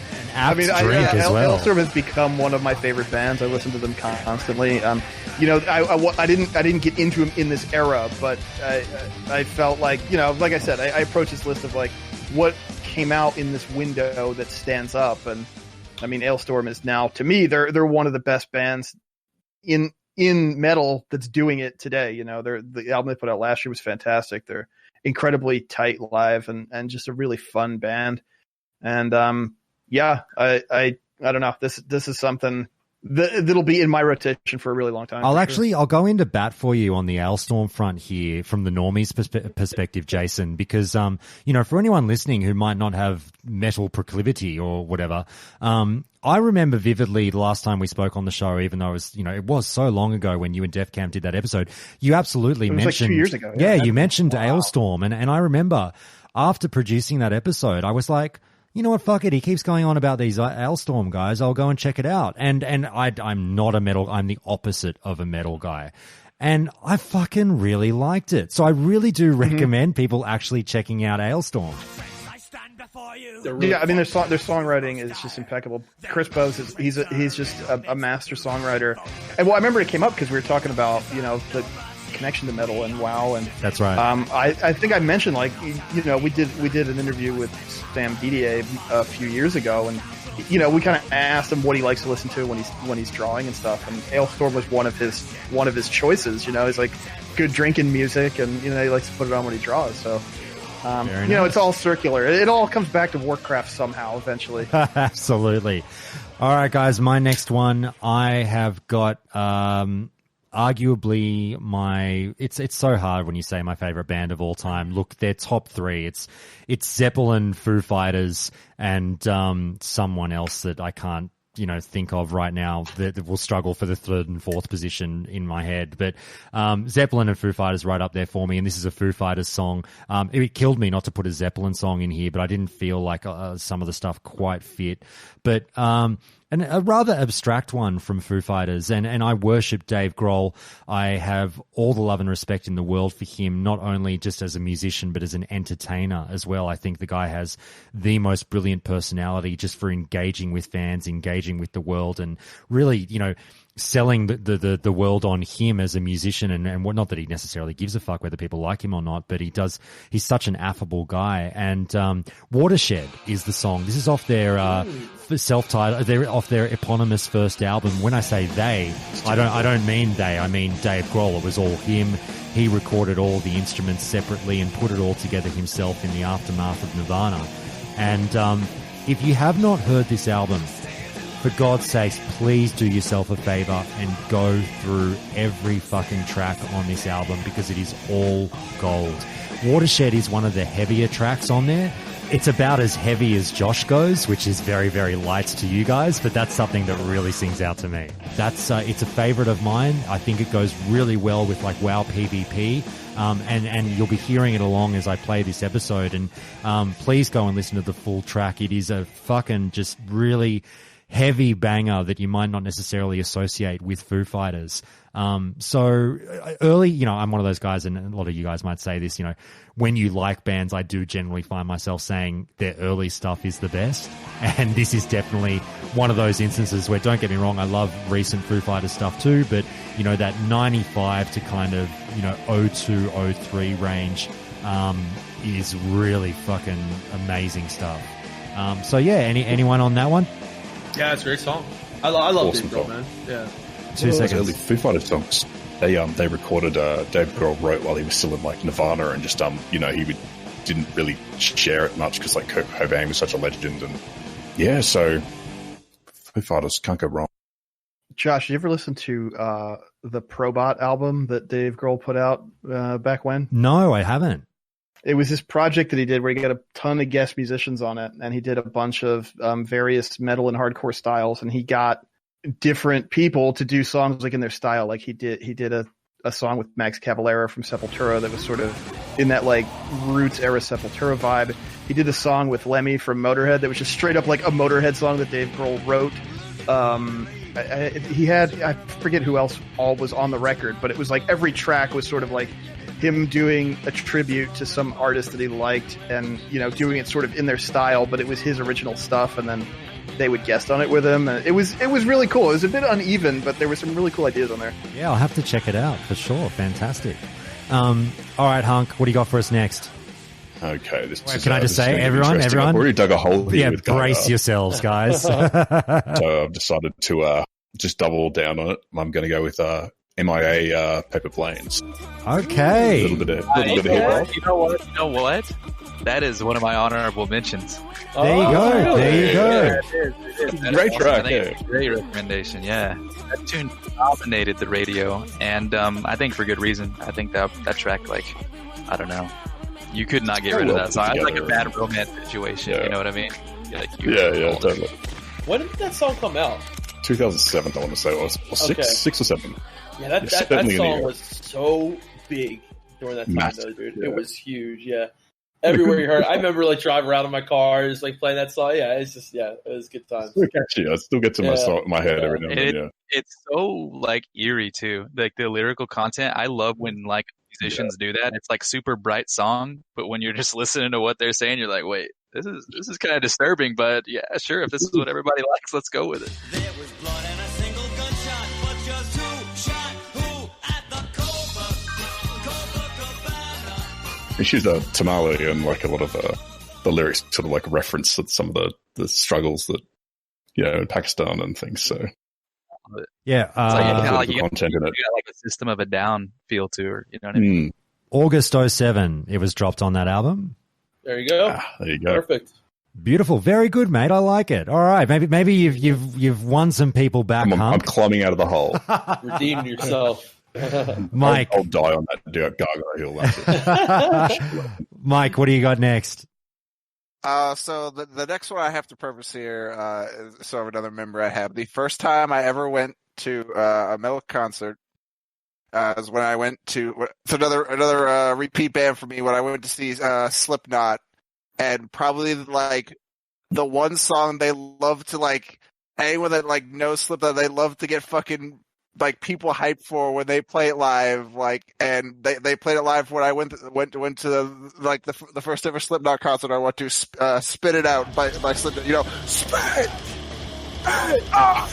like anyone that's fucking that's seen Slipknot, that song is so fucking like it's like they hype it up even harder than any of their other songs, and I had to put it in my top 5. I fucking I love the how much of, like, it shows how much performers Slipknot really is, specifically with this song, and how much they love to hype it up. whenever they performed live. I've seen Slipknot, I think 5 times, and Spit It Out is definitely such a banger, and it has to go on the playlist. I mean, whenever you see them live, Spit It Out is the song, if you've ever seen them before, is the song where everybody has to get on the ground, and then whenever, they count it down, everybody just jumps up, and it's like, I mean, being in a stadium and seeing that happen is nuts, so yeah. Yeah, Cortez like, jump the fuck up! Like, That's Slipknot good memory. concerts are probably one of the most fun concerts you can ever go to, especially if you're a metal fan, right? It's like you're gonna go there with bruises. I remember a guy, he had like a bowl in his pocket, and it shattered, and it like hit his the vein in your artery. leg, and like almost died, dude. It was crazy. Yeah, it was fucking they're good times. Very good. There's some metal memories, man. Yeah. It's not the Juggalo one. Or have I got that wrong? No. That's Insane Clown Posse. Slipknot's the scary looking masks. Yeah, that you're thinking of ICP. Oh yeah, I always I really like theatrical things, and I always thought that was quite theatrical. All right. Song number 5, the final round for our must-haves. So what we're going to do is, after we get through this round, we'll open it up a bit and just basically talk en masse about your other 10, your honorable mentions. So we'll spend five or so minutes each going through our other 10 and just talking amongst ourselves about an expanded list. But here we go for the final round. This is obviously going to be 30 songs that we call our mortal locks, our must-have TBC playlist. Def Camp, what's your final entry? I have to. If you guys remember Jason from last time, I'm a huge Tool fan. I was looking, 10,000 Days came out around that time, but if I had to pick one song to put into like a WoW playlist, it would probably be Enema. Just one of my all-time favorite Tool songs. Such an amazing fucking song by one of my favorite fucking bands. I was thinking maybe Vicarious, but Enema is just it's just such a fucking, it's a song that's like a story in my head. The way, it's just it just flows so well. And Tool, it is the Tool song. Yeah, it's the Tool song. I mean, like I said, I'm a huge Tool fan. Always have been, always will be. And, so there we go with Tool. Enema, had to put it in my top 5 in some way, shape, or another. I love every fucking Tool album. I'm just going to go with Enema because, like I said, it's one of those songs to where I can listen to any fucking time, anywhere. And it's a beautiful song. It's and it's not, if someone who's not really too heavy, in that heavy deep metal, Tool is a band that's, I think for me, it's very, they can be kind of meditative too in a way. I love Tool, dude. That's all I'm gonna say. I fucking love Tool. That's it. No, I'm glad it came up, and you guys might have more thoughts on Tool in general. But I think it's pretty safe to say there are probably listeners at home sitting there on the edge of their seat going, when are they fucking going to talk about Tool? These guys can't leave Tool off the list. What's going on? And there's going to be other bands that we probably haven't mentioned that I'll get all the angry emails about, how the fuck did you idiots not talk about this band or that song or whatever, blah, blah, blah, blah, blah. But, I've never really, I'm not the target market, but I've never really understood the Tool thing that much. Don't get me wrong, one or two, I think Schism is an amazing song. But outside of that, I don't really feel it as much, but I completely respect, people who I know and love say, no, they are amazing and deservedly so. And I think that's great. Does anyone else have any thoughts on Tool? I think they had a couple of very, very good albums. And then they kind of just I think they just fell off. I don't know.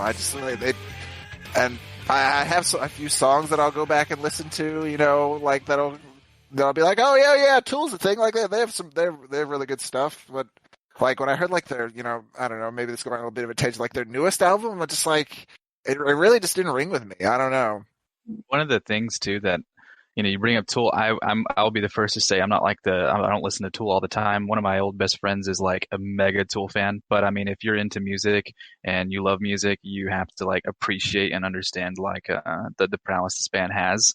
And not only that, when we're talking about Tool, the first thing that always comes to mind is if you want to see the craziest performance of like someone getting into the music, just look up "Sober Live" by Tool on YouTube and watch Maynard like literally lose his mind. And it's like, I don't know. I wish that that a lot of bands had the same type of like immersion into what they make that Tool does. So I think Tool's like a great job.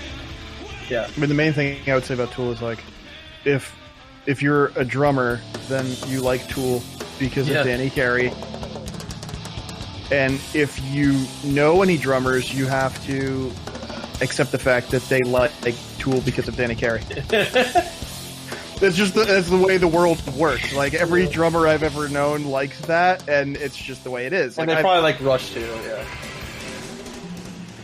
I vividly remember. That's the rule. That's just that's how the world works, and it's like gravity. Well, it's funny because you mentioned Rush and obviously Neil Peart, and people talk about the world's greatest drummers, world's greatest guitarists, all that shit. Neil Peart does come up a lot amongst others, but I seem to. It's funny, Jason. You've just taken my mind back to a place I never thought I'd think of again. I remember having a law lecturer in 2003 who was, again, like a very big fan of Tool. And he, as an aside, one day after a fucking, whatever it was, a torts or a contracts lecture that I was listening to, he started talking about Tool, and he was like, they have arguably the greatest musical mind ever in their drummer. And is that a thing, that he is one of the great drummers of all time, or what? In certain circles, he's Danny Carey is considered he's elevated for sure. And I mean, I'm not super familiar with the Tool catalog overall. I mean, obviously, like, I'm a very young Gen Xer, right? So I was there for like, buzz clips on MTV and shit, right? Like I remember when Tool was on MTV all the time and stuff. Like, and so I'm not like super familiar with their catalog, but there's a very specific kind of musical mind and like set of tastes that elevates Danny Carey quite a bit, and it's not like in my wheelhouse, but I get it. Here's a tangent for you before we get to Lich's song. What would you call your greatest, let's say, guitarist of all time in terms of metal or whatever it might be? Actually, forget genres. Just who's the greatest guitarist you've ever heard? I'll go. Steve Vai is the icon to me. He pushed guitar farther and more palatably than anybody else. Other guys could probably play faster. Other guys could probably play cleaner arpeggios or something. But Steve could write songs, and I've seen him live many times, and he channels the literal spirit of creation through his body and into the instrument. He's a conduit for whatever divine source of inspiration allows human beings to be creative. He's just an incredibly inspiring musician. His music is beautiful, and it has touched my soul for a long time. And the guy can play anything, and he's played with the greatest of all time. I mean, he was in Frank Zappa's band. He played, David Lee Roth handpicked him to be his guy when he went solo from Van. He was like, I need somebody better than Eddie Van Halen, and so he went and got Steve Vai. Steve Vai collaborated with. He launched the career of a very young Devin Townsend, who formed a band called Strapping Young Lad, who I absolutely love. And Devin's gone on to a long and fruitful solo career and in many other bands and projects, and as a producer in his own right and all this. I mean, I think when it comes to like rock guitar in any kind of context, to me, Steve Vai is the icon. He just elevated the art form in a way that was accessible. You could listen to Steve Vai play guitar and you just get it. You don't have to be a guitar nerd to like the way Steve Vai plays guitar. All right, let's go down the line. I had one thing to say. You said best guitarist, and I said the best guitarist I've ever seen. I just kind of wanted to brag a little bit. Is Dimebag Darrell, rest his soul. Oh, fuck, man. Oh, yeah. He was, I mean, that was a guy that would make you really just want to do that, right? Like, he was one of the guys when I was a little kid that I really wanted to be able to play like, I got to see him twice, luckily. Once in 96, man. I was like 14. My mom took me to Camden, the Camden waterfront. Oh, hell yeah, dude. My mom took me and my cousin, and she sat there through a whole White Zombie and Pantera set, and she liked it. Oh my god, I never got to see Pantera live, but Dimebag was one of my. I just yeah. That was my first show for Reinventing the Steel tour. And Oh my god. I got to see Phil and some of the side. Never got to see Damage Plan, but I saw Superjoint Ritual and stuff. But never got to see Pantera. One of my biggest, I guess, regrets. I could say. If we're talking about one of my favorite guitarists is Ollie Herbert. May he rest in peace. I was so sad when I heard he passed away. All the songs that I've heard him shred to. I fucking love. Ollie Herbert is definitely, when I think of guitarists, metal guitarists. One of, you mentioned one of the songs that I left on the cutting room floor from my list, and it was so hard to leave them out. It just didn't quite fit with WoW, and it'll be obvious. Van Halen, I think Eddie Van Halen was just a god. And again, we talk about sad passings, and his recent passing was, it really, really saddened me. I worship that band. That's probably the number 3 band when I talk about I couldn't think of the number 3 slot before. I just, his work on that instrument blows my mind. And it is just something that I feel like it's a sound that when you first hear it, it's so unique. It's a signature of his own. Even though everyone's playing this instrument, he manages to sound different. And it's just like his own voice. And I think it's unparalleled to this day to me personally. Def Camp, Hunk. Sorry, what about you guys? You might have mentioned already. I have to break in about Eddie because, I think what you're saying is really on point, Josh. I think he was one of the guys in the late 70s, early 80s that really pushed rock guitar playing into a different era and sort of opened the door to people taking generational leaps in terms of what is possible. The most mediocre lead guitarist in some kind of extreme rock band today has so much more technical prowess and chops than the most famous people of 40 years ago. It's just the nature of human existence, right? But music isn't about who can play the most notes or whatever, right? It's a much more primal thing. And Eddie was the guy who pushed it the farthest, who had the most commercial success. He's the most famous guy who pushed it that far. And the dude was really a virtuoso. He did stuff in pop songs that nobody else did. You weren't supposed to do that in a pop song, right? And when I was a little kid, man, I guess I was 2 when 1984 came out. And, the video for Jump was everywhere. Jump was huge. It was a monster smash hit. It was on the radio all the time. It was everywhere. I was 2 years old and I knew who Eddie Van Halen and David Lee Roth were, because of 1984 and Jump. And I loved that music. I think that was a very formative thing for me as a toddler was Van Halen. Huge, because it was just that raw excitement, man. You just feel good when you hear that.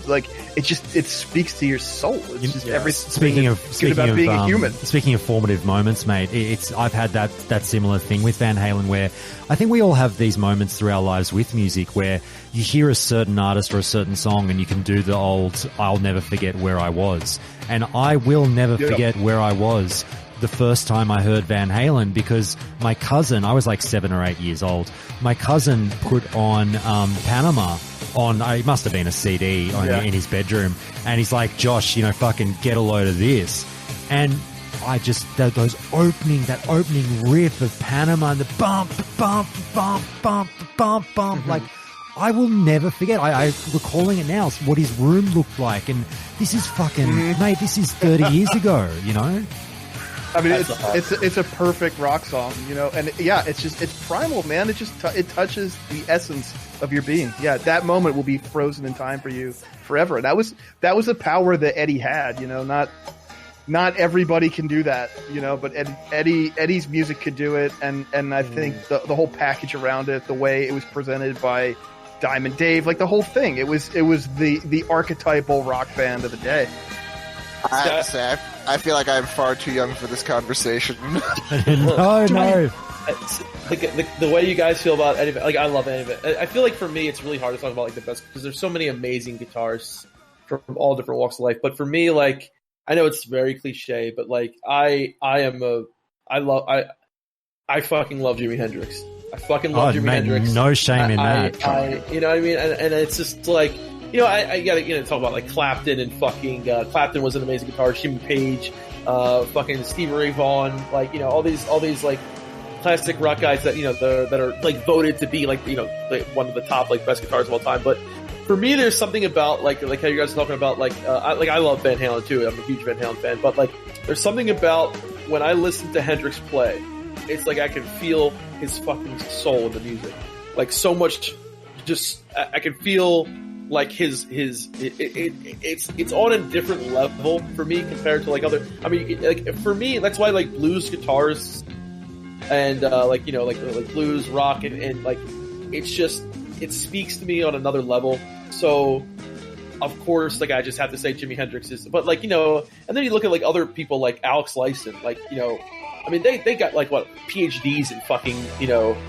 They do, right? They all have PhDs in music, I think, for all of it does. I mean, like, you know, there's just so many amazing guitarists out there that I think, and they're all are ones that don't get, you know, good credit either. Like Prince was a fucking amazing guitarist, dude. Oh yeah, he was unbelievable. There's just so many good guitarists out there that I just like. It's so hard, but like the ones that speak to me the most, I mean, you know, it's you know, to this day, like I listen to fucking, you know, Little Wing, and you know they like he's a storyteller. Or like, you know, it's like, yeah, I love Hendrix, and yeah. Like, it's very cliche, I know how it is, but it's just, I think a lot of people vote Hendrix for number one for a reason. It's because it's just like it's something special, you know. Hunk, bring us around on this one. He's another guy who channeled it, I feel like, in the way that I was talking about Steve Vai. Like, I think, you know, Steve Vai never probably picks up a guitar without Jimi Hendrix, you know. There's something universal about that. Exactly. For sure. Hunk, bring us around. Who do you like on the guitar? So for me, like, there's so many great choices. But someone I always thought was like probably not going to be dominating any like best guitarists lists, but was Brian May from Queen. Okay, and the way he just kind of like fit into that band and his like orchestral style of play. You could, like, a lot of the guitarists, like they've got like, you know, you can imagine what they're feeling and what they're thinking with how they play. Brian May, it's almost like he could visualize what a song needed and adapt to it as like on the fly. Every like performance, every song sounded different. You can hear it, like, you know, from live to like, you know, to the studio recordings to like then like a different live concert. And he just, I don't know, he had this level of technical precision that I don't know, I find quite marvelous. Like, he may not have been like the big superstar guitarist like you know, Jeff Beck or anything like that, but yeah, just love the guy. Perfect, all good, and man. Stevie Ray Vaughan. All good. Now, Lich, back to it. What's your final song? So when I was making this list, I was kind of like I said, my music taste is kind of just a revolving door, and I was trying to think of like what is something that was super popular back then that I really loved, and I still do spin to this day, just like the whole Prodigy scenario, but like hits a little closer to the times. And you know, Hunk was saying he was going to throw a grenade earlier, so I'm going to throw one now. And I'm going to say International Players Anthem by UGK and Outkast. I think that song, there's been no hip-hop or like rap recommendations at all, and I think this was such a big hit during the time, and it did so much for music. Rest in peace to Pimp C, and obviously me being from Texas and my brother being a big hip-hop head, I hear about all this stuff and like as like collateral all the time. So yeah, it's something I've always spun, and I think it's still a great one to rock, and it's a really good feel-good song. So yeah, I think it's a must-have in the playlist. I'm glad you brought up that genre. Def Camp, you were smiling along. What do you got on that one? I love it. I love Outkast. I'm just it just reminds there's so much good, like, you know. When I was younger, I grew up in South Philly, right, and like I had. My brother was a big metalhead, right? He listened to, you know, start off listening to like Metallica and, you know, and Nirvana. And then, you know, I had, you know, a lot of friends that listened to hip hop too. And just, you know, like late 90s, early 2000s hip hop, you know, you're talking about Outkast. One of my first hip hop albums I think I ever got was Outkast. Which fucking album was it? The one with Bombs Over Baghdad on it. But I don't know. I'm a huge fan of that style, and that I think there's a lot that any musician could appreciate that really comes with that style of music. And hip hop for me is very I'm very two ways about it, because like there's some hip hop that I think is not that just doesn't speak to me. But there's also a lot of hip hop that I do really enjoy and really love, and I think Outkast for me is like one of my favorite fucking. I love them. So it's like Very good. Stankonia was the album you were thinking of, Def? Yeah, I was gonna say that. Yep. what album was it? Stankonia.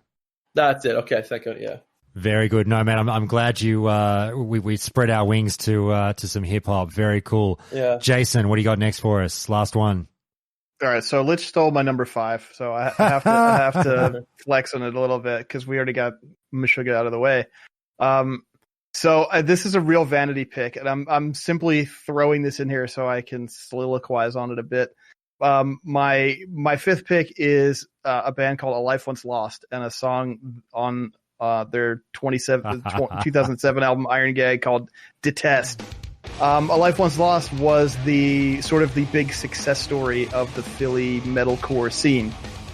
They were their singer Bob was a guy who was really instrumental in building up the metal and hardcore scene around this area.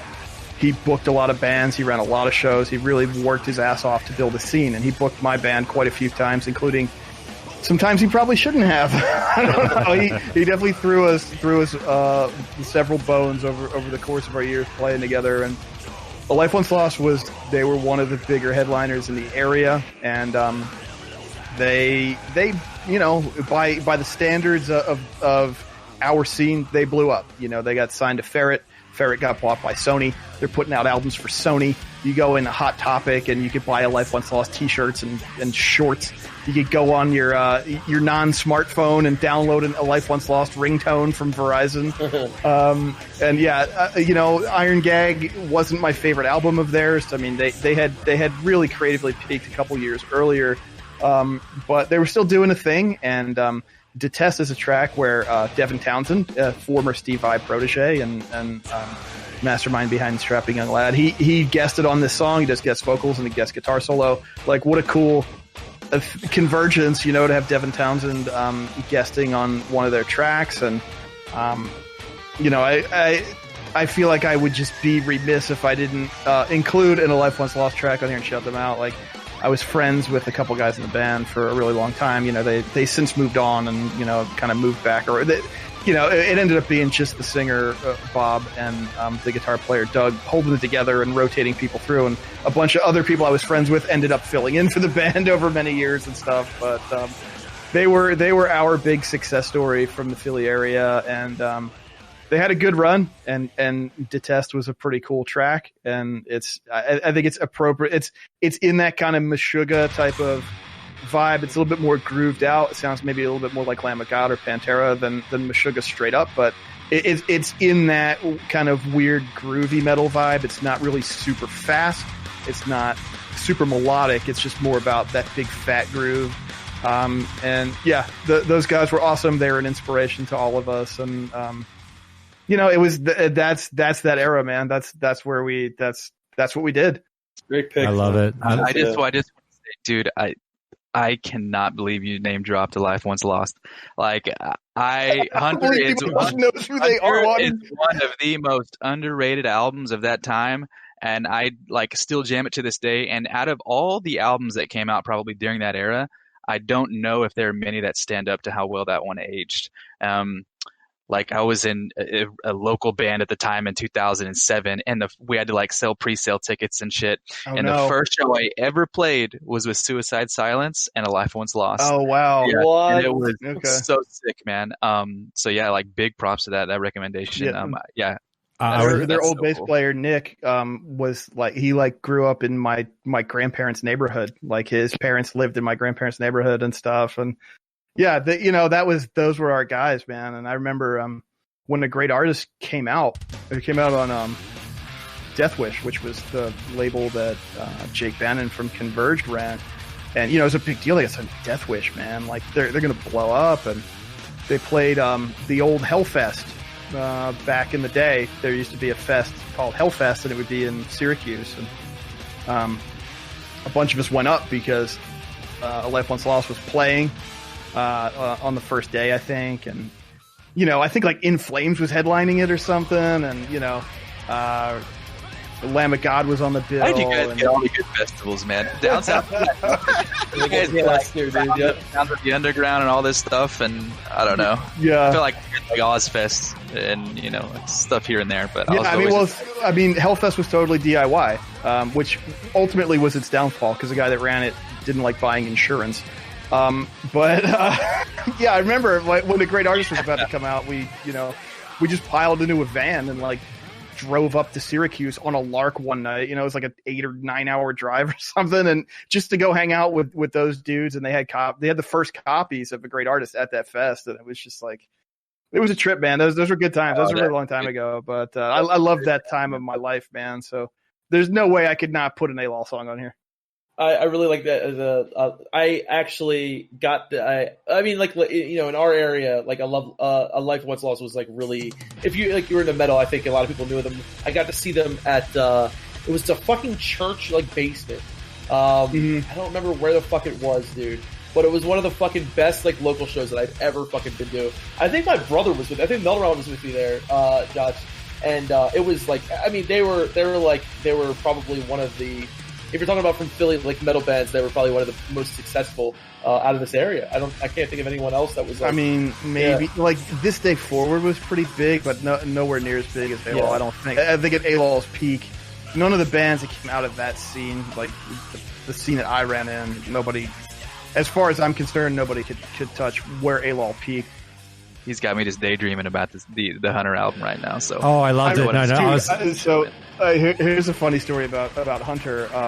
That was their debut with Ferret, right? And this was after Sony bought Ferret, the label.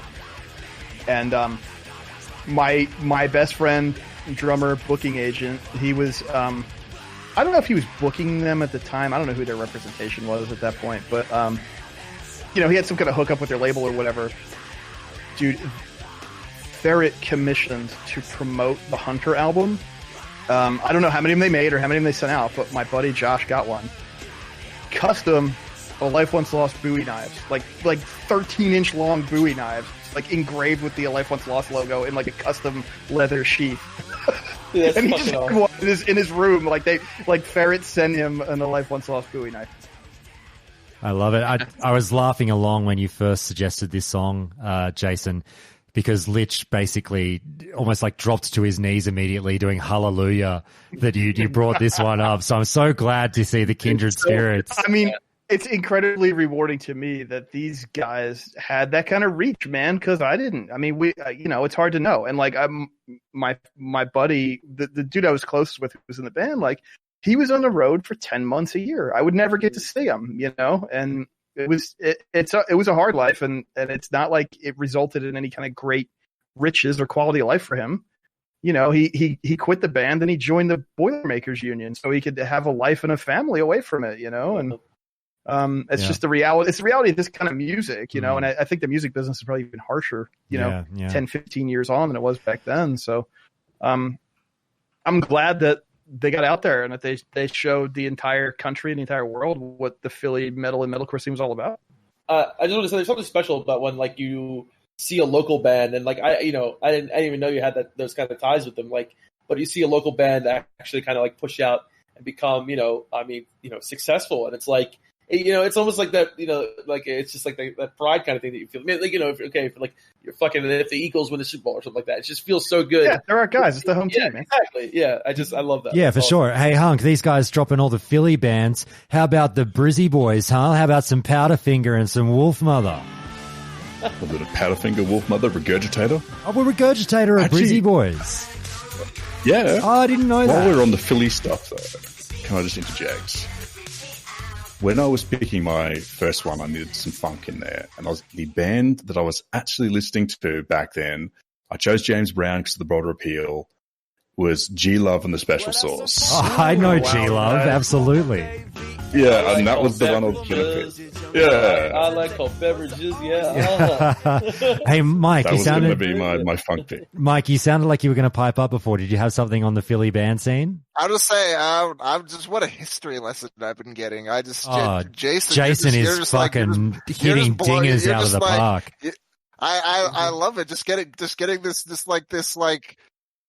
a history lesson that I'm just hearing live right now. I love it with the metal scene. I've got to say, Well, and Jason, I've got to applaud you as well. I'm glad you guys have given me the forum to just run with this stuff. It's been really fun. Some of the stuff I figured everybody go, okay, that's interesting. Next, No, it's great, dude. mate. Like I can listen to you like talk about about this kind of thing for hours. It's amazing, honestly. You're doing a great job, Jason, and as I say, I'm sure people will get a kick out of it, even if they're not necessarily into metal. I think you're so well versed with the knowledge of the scene, as Mike has said. Now, guys, we'll go on to well, I guess it's my pick now, isn't it? All right, you're all in trouble. I had this for my last one. Look, it's again obviously something that's near and dear to my heart. I talked earlier about moments where you'll never forget where you were when you heard a certain song or a certain band. And I'll go a bit further with this story and say this was actually the moment, even though I told you the Van Halen story where I was like, my mind was blown when I first heard Panama. I didn't really, obviously I listened to music, but I didn't really fall in love with music until I was about 11 years old, which is actually quite a late start. But really passionately realize what music could be, because you have to hear what is attuned to your taste. You're not necessarily growing up as a kid hearing on the radio whatever your parents might be playing. It might not speak to you as an individual. And eventually you have to trip over that one song or that one band that goes, oh, fuck, this is what music can be? Oh, I like this. And that moment for me was the first time I heard Pearl Jam. I'm pretty sure I was like 11 years old. I found my sister's copy of Verses and I threw it in her CD player. The opening track was Go. I will never ever forget until the day I die where I was, the look of the room, how I felt as I heard, fucking Eddie, Stone, just do their thing on this track. It is unbelievable, and it was an awakening for me. And this is when I started to actually go out and listen to music. I would start to record songs off the radio that I'd never done before. I started to go out and listen to friends' albums and everything, and I was like, fuck, this is rock, and it's fucking awesome, even though it's whether you say it was grunge or not. But yeah, it was, Pearl Jam being lumped in with the grunge stuff. But it was the style of music that I loved. I still love it to this day. And, I made a fuck around, TBC PvP video a few months ago for some of the listeners, and I never actually finished it. I should finish it sometime soon, but I've got like a minute and a half of me building a PvP video to this track. And I did everything in time with the drums and everything, and I was actually rather proud of myself. I'll have to show you guys one day when I can find it. But look, I don't know how you guys feel about Pearl Jam, but this fucking song is a banger. Do you guys know it? Yeah, I'll go to bat for first two Pearl Jam albums and like most of Vitology. I mean, again, I'm a very young Gen Xer, so like, Pearl Jam was one. You were issued those Pearl Jam albums. They came in the mail. It was like, you're a suburban teenager. It's 1995. You were supposed to have this. But I think Verses in particular has some really good songs on it. Like, it's not something I've really revisited in, as an adult. I haven't heard that stuff, and other than like maybe catching, a snippet on the radio over a PA at the supermarket or something, like I haven't sat down and listened to that purposefully in decades. But yeah, I mean, at the time, man, that stuff was. That was an entry point for me as well, I think, into, wanting to sort of have my own music and develop my own taste and get interested in it. I mean, Pearl Jam was definitely they're a formative band for, I think, a lot of kids at that time. I mean, I really didn't follow them over the years, and I know people who just have kept up with them the whole time and are still like huge Pearl Jam fans, but I obviously sort of went in a different direction. Yeah, it's Versus for me is easily their best album, but I know it seems funny having a Pearl Jam song on here, but if you hear the song, you'll understand.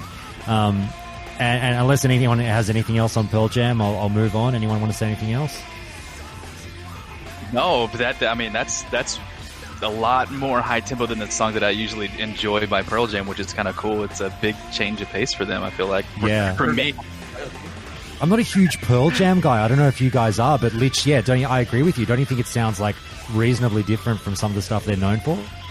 Absolutely. Yeah, it definitely stands out. Like, hearing that breakthrough that you were just talking about, it like almost didn't even sound like Pearl Jam for a second, Very grungy.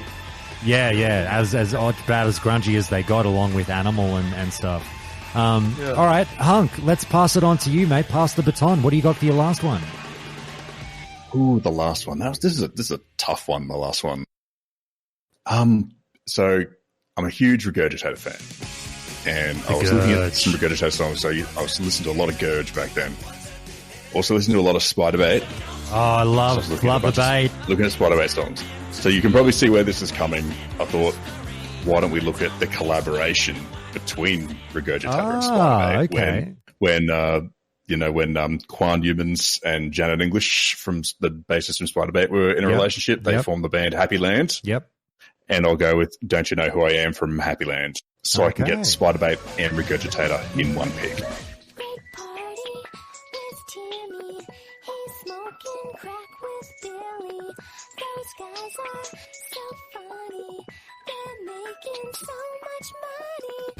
You get the best of both worlds, mate. I was so close. Right. It killed me to leave a Spiderbait song off my list. I had Buy Me a Pony was down there, which I think is one of the most underrated Aussie rock songs of all time. No one fucking talks about it, and they should. But nice pick. I like it. As you say, get to blend two worlds there. But you poor bastards who don't know what we're talking about right now, I'll have to send you some Spiderbait and some Regurgitator. I wasn't as big of a Regurgitator fan. I did listen to them in high school, but shut your mouth. No, like they were good, but they were a bit more airy fairy for my taste at the time. I wanted the harder stuff, and Spiderbait definitely lent into that. But all a bit of fun. No, good one, Hunk. I'm glad you brought that up. Lenya and Twitch chat, and that's exactly what I'm saying with Happy Land. I'm the Gurgitator. I'm thinking of I like Polyester Girl and what was their one? I'll think of it later. Anyway, there's probably a song formerly known as is probably their most well known one. Which one? Song formerly known as. Oh, that's the one I was thinking of. Look, Lich, I'll just quickly play 20 seconds of this for you so you know what the fuck we're talking about. And Spiderbait, there was Black Betty and Calypso. Probably you definitely know Calypso, you guys. Hang on one second. This is an Aussie music The list. Black Betty cover was really good. This is the Spiderbait song that I was talking about. This is like Aussie fucking grungy pub rock. I never heard any of these. Yeah, that sounds very familiar. I can't really pin where it came from, but I feel like I've heard that. Yeah, as I said, if you've seen 10 Things I Hate About You, you know that one. But all right, good. Yep, I have seen that. So there you go. Sense. Great addition, Hunk. Mike, round us on out. What do you got to finish off this list? All right. So to round up, I have to leave this a caveat. Like, I feel a little bad of like all the variety of like the different like bands and songs you guys have, but like my top 5 is just just dominated by the same band just because of how much I fucking love them. Just a little caveat with this song. I listened to it. I listened to this song back in the day too when I was younger, but then as I got older and when I learned about the album this song was in and what a time and a place with how just like emotionally distraught and just how all the insane shit these guys went through when they were making this album and the dark places they went to and just going through life and all that when they put out this album when I found out about it, it resonated with me so hard so many years later because of like just all the shit we go through our lives.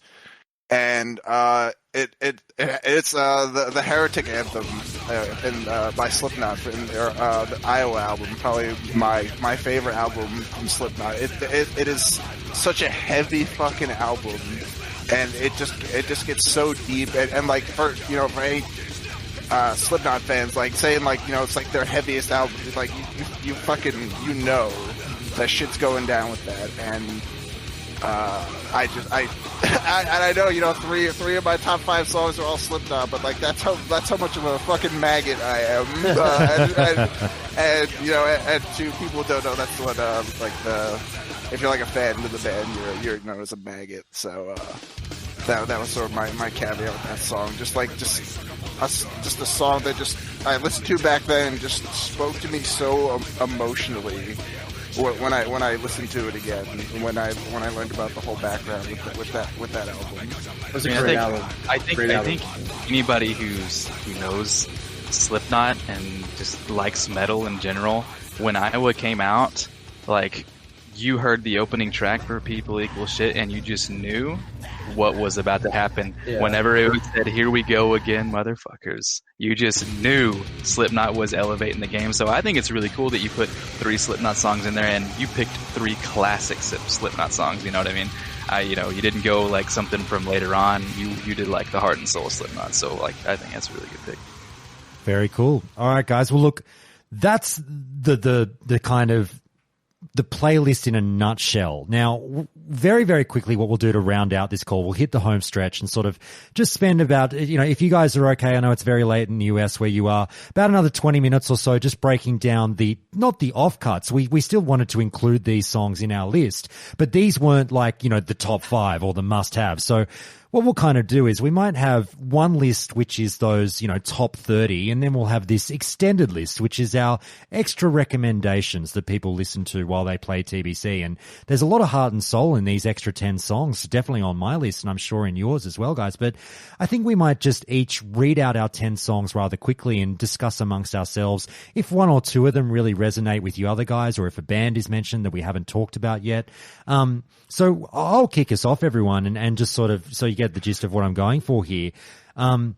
Real quick, these are my next 10 on the long list. Breed by Nirvana. I personally adore Nirvana, and I think that is a song that goes well with, again, when I think of kicking ass in the arena. Bleed American, Jimmy Eat World. Fucking banger from that era. Oh, yeah. Here's a funny one. No one mentioned Metallica, and I know there's people like basically throwing their phones out the window as they drive along going, fuck Josh and these guys, they haven't talked about Metallica.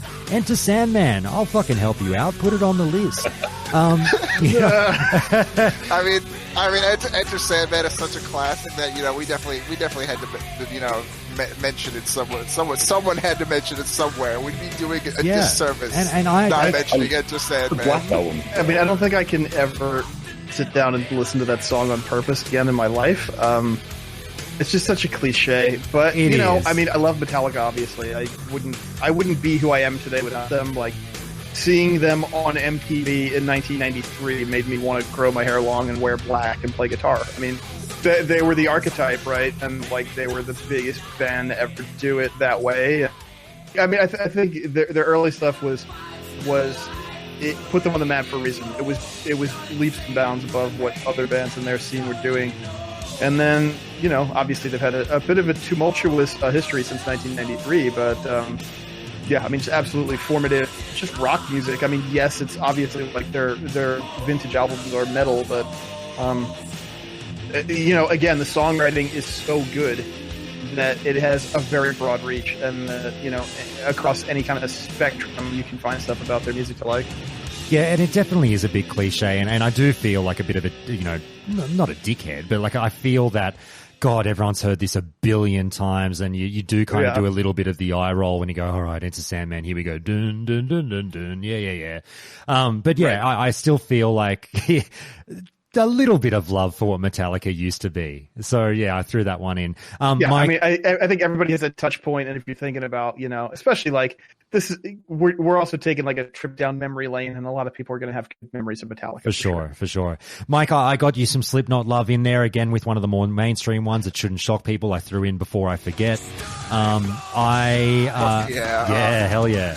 One of the greatest guitar riffs ever. Oh, it's fucking amazing. It's fantastic. And a great film clip. If you guys have never seen the video clip to Before I Forget, go and check that one out on YouTube. It's really good. I was saying, that was like the first time you ever got like a shot of their, like kind of shot of their faces. Yeah, when they ditched the masks. Yeah, that was.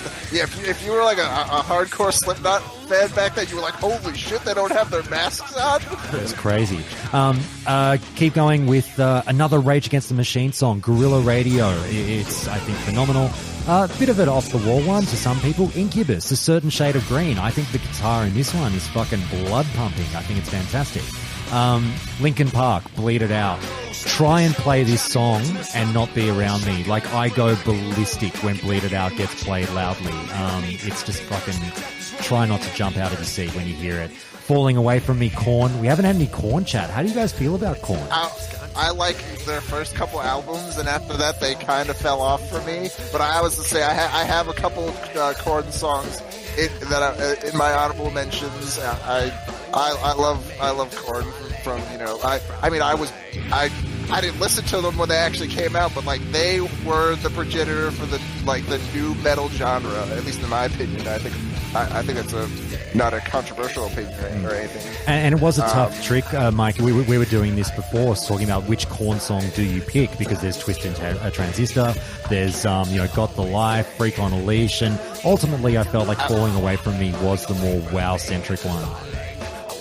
I was about to say I had Freak on a Leash and Twisted Transistor as two of my honorable mentions on the list. So there you go, very, very good, guys. I adore the White Stripes. I think they're fucking phenomenal. They're underappreciated. The Hardest Button to Button is on there for me. And finally, rounding out my honorable mentions, Helicopter, Block Party, staple of that era. Absolute banger of a track from a phenomenally underrated band. So those are my honorable mentions. Did anyone hear anything in that list that they enjoyed hearing, or should we move on to the next one?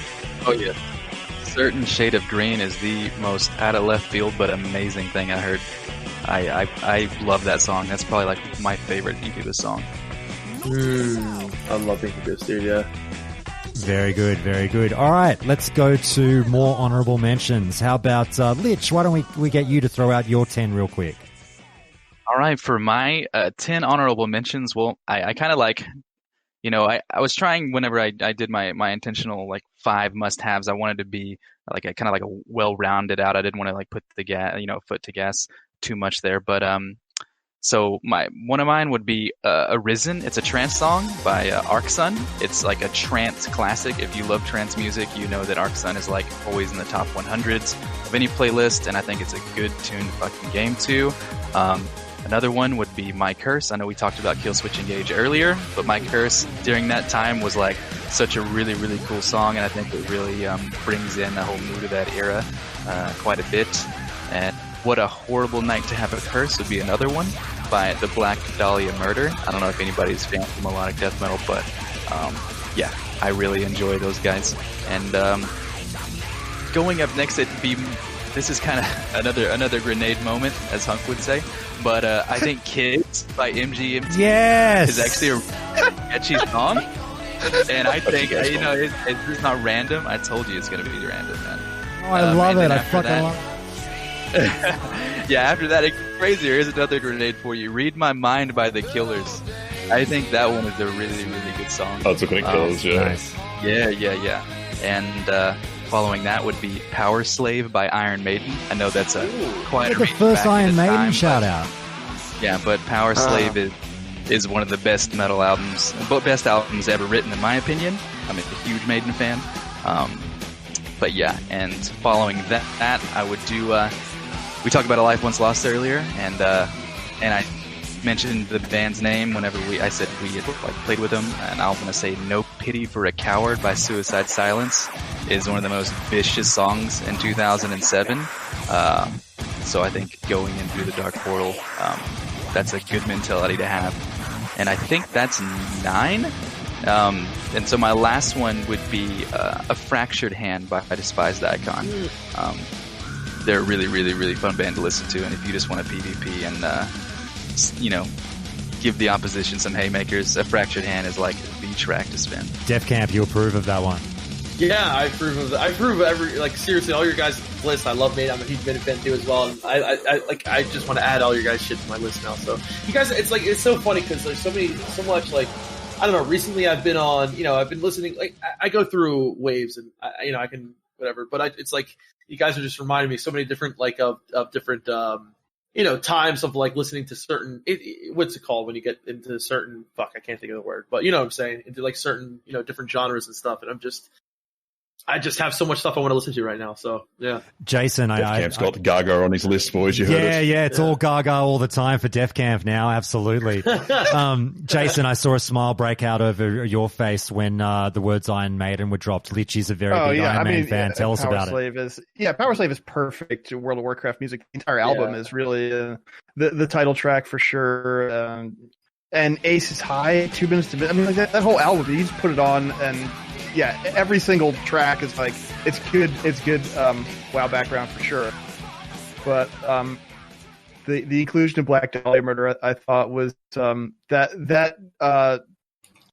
it touched something in my memory because we were kind of the band I was in. We never went anywhere, but we were coming up at the same time as BDM was, and they were like young guys, and they were about our age, maybe a little bit younger. I don't know, and. They were kind of coming up. They had a demo or an EP out that people were into, and a Life Once Lost singer was booking them at the time, and he was booking a tour for them, and he wanted us to open for them, and we had to turn it down because we were like 22-year-old guys with no money in the vehicle, and we're like, how we can't do this. So told you actually you look like Trevor a little bit. I've never gotten that. Anytime I go to a concert, though, everybody always assumes that I'm either working there or I'm in one of the bands. No, and then people get a couple drinks and they're really confused. Yeah, it's kind of a burden in metal public, right? We're like, hey man, that was. Or something. It's like I'm just here. Like, but yeah, I don't know. So whenever I hear or think of BDM, there's always a twinge of regret that we didn't, kind of bite the bullet and just see how it turned out. All right, Jason, let's keep you rolling, mate. Real quick, what were your 10 honorable mentions? All right, so I guess I have to take mine off the list because we have the duplicate, but. So the rest of my list was Strapping Young Lad, the track The New Black from their final album, The New Black. It's really awesome, sort of industrial flavor, really technical metal. Again, Devin Townsend. This was their swan song, but it was, it was of the era, and I loved that track. And just really huge and really technical. Children of Bodom. Hellhounds on My Trail, the lead track from the Blood Drunk album. I had to put that on there for a variety of reasons. Bodom was huge. I mean, they were just huge. They brought melodic death metal out to the world. They just amazing songwriters and musicians, amazing showmen. Just the total package. I mean, they were kind of past their prime by this point, but they still had some really good gems left in them. And Alexi, unfortunately, just passed away. We found out just a couple of months ago that he passed away at the end of 2020. So pretty tragic. I mean, he was still pretty young, and I think he had a lot left to do. But I had to get Bodom in there. They were big in that era. Another song on my list was Not Going to Bed by Andrew WK. I love Andrew WK. I always have. Mid 2000s was a little weird for him. Close Calls with Brick Walls. He went in sort of this really goofball, off the wall direction. But Not Going to Bed's a super fun track. And I think we can all relate to the feeling of not going to bed when, the Dark Portal's opening at 3 a.m. local time or something. Next on my list is Hammerfall, The Fire Burns Forever, which was, I think, the lead single from the Threshold album. Just very bread and butter, meat and potatoes kind of Swedish power metal, and also who did the cover art for the Threshold album, but Samwise DDA, so you have the Warcraft connection there. I love Hammerfall. I mean, what else is there to say? Like, is this Hammerfall's finest moment? Probably not, but it's certainly of the era, right?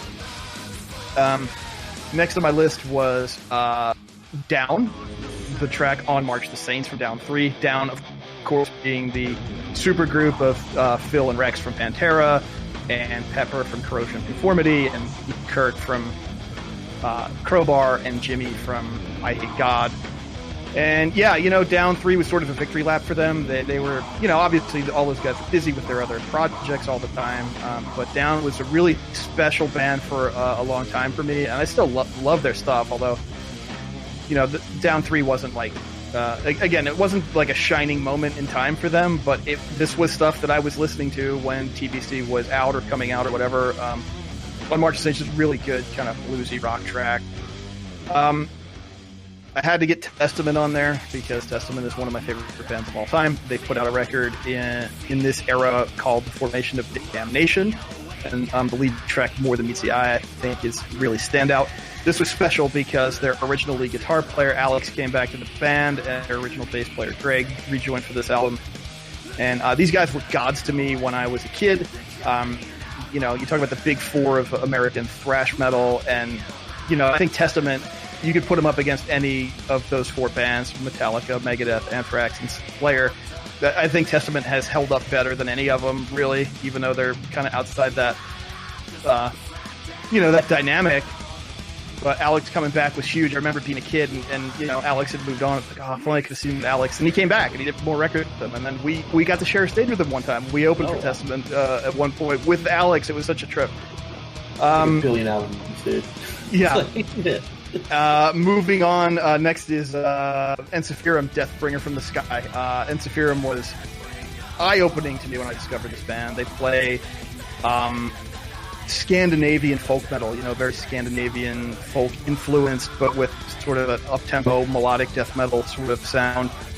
Ensiferum was my gateway into folk metal and sort of this more melodic stuff. Just really strong songwriting, huge hooks, and really cool use of traditional instruments. And I mean, so tonally appropriate for World of Warcraft or any kind of fantasy game, of course. And then my last two, I kind of ran a little bit short here. I sort of misunderstood the instructions a bit, so that's my bad. That's my bad. Bonus ones. I wanted to avoid doubling up on artists, but there were Amon Amarth actually put out two really good albums in this window of time. So from their album prior to Twilight of Thunder God, I put Valhalla Awaits Me, the lead track off of With Odin on Our Side. That's just another great track by them. Just again, it's everything is about being a Viking and being in glorious combat and dying in it and whatever.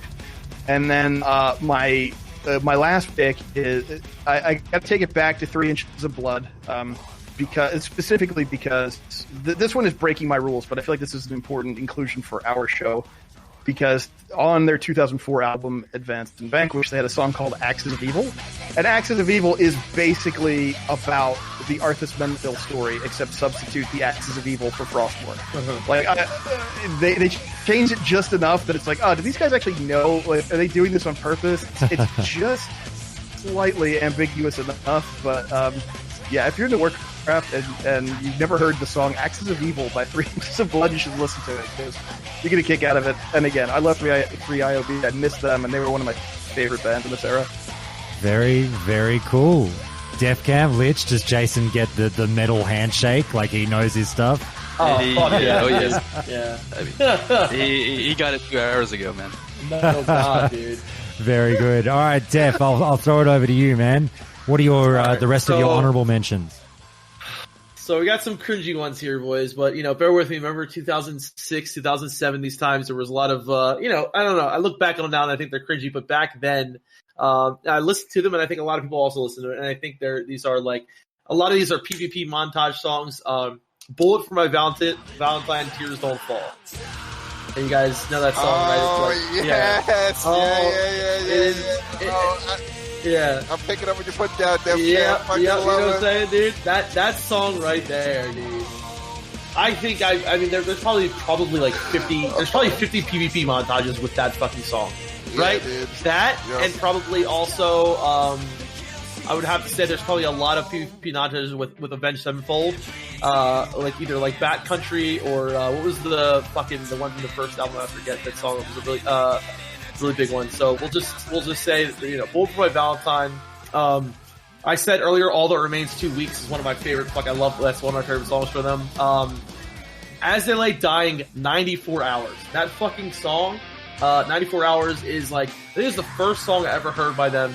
It doesn't have a great, like, I don't know if it's like one of the earlier recordings, but it's like the quality of the song isn't that great, but it's such a good, fucking, just heavy, amazing song. So those are probably my heavier ones. And then, again, I'm a big Tool fan, so I had to put a Perfect Circle in there as well. So Judith, probably one of the most known, A Perfect Circle songs.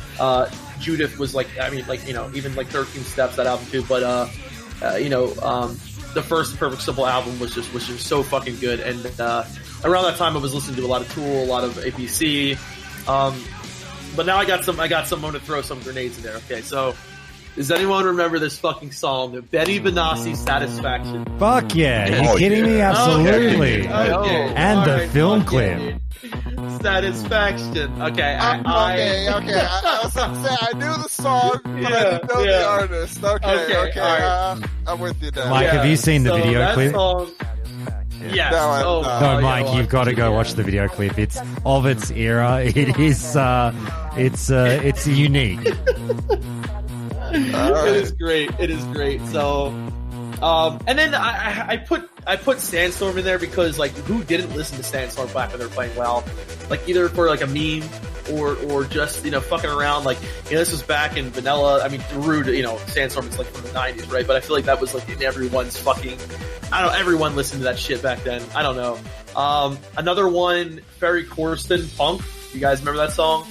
It was another kind of like trancey song. I used to listen to like a lot of Armin van Buuren, Ferry Corsten, Tiesto, and stuff like that. Ferry Corsten Punk was a very, I